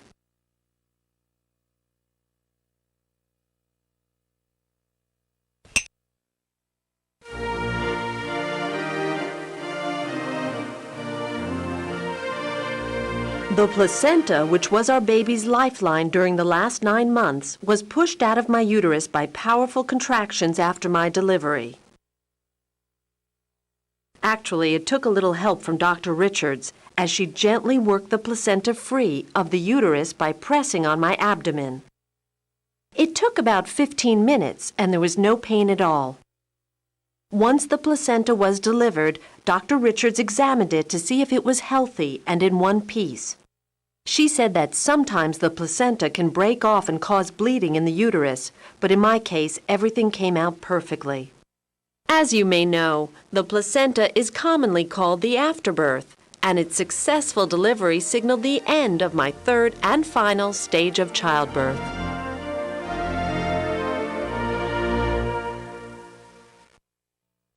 For our final presentation, we've included a fascinating home video of a vaginal delivery. To watch it, just click the videotape. We'd like to warn you that this video contains graphic footage of the baby's delivery and may not be suitable for young children. Parental discretion is advised.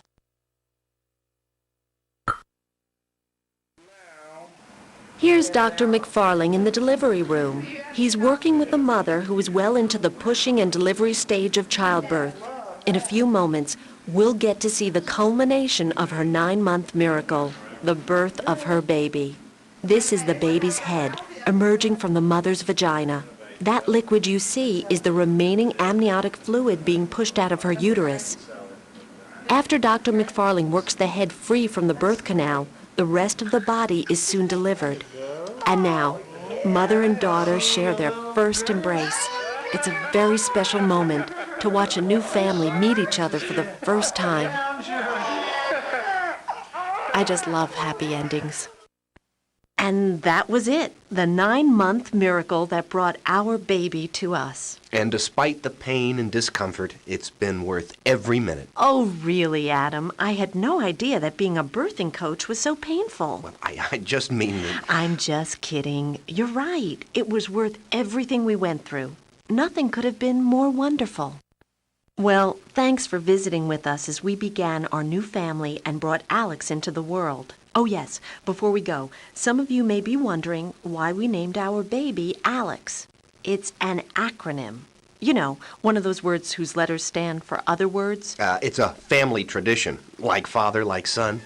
Alex stands for a little extra joy, which is what he's brought to all of us. Say hello to the nice people, Alex.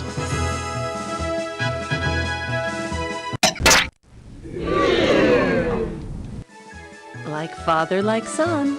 Eve, I'll have you know I resemble that remark. Just keep toweling, Groucho.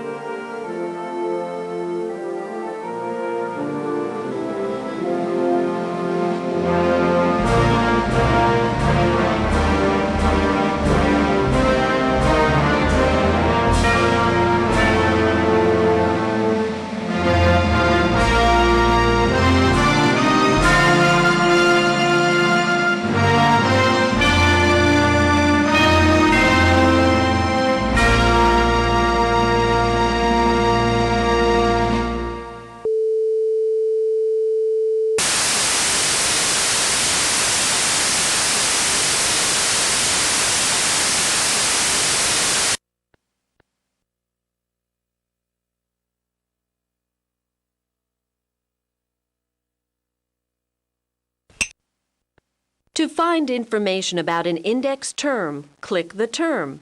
The book.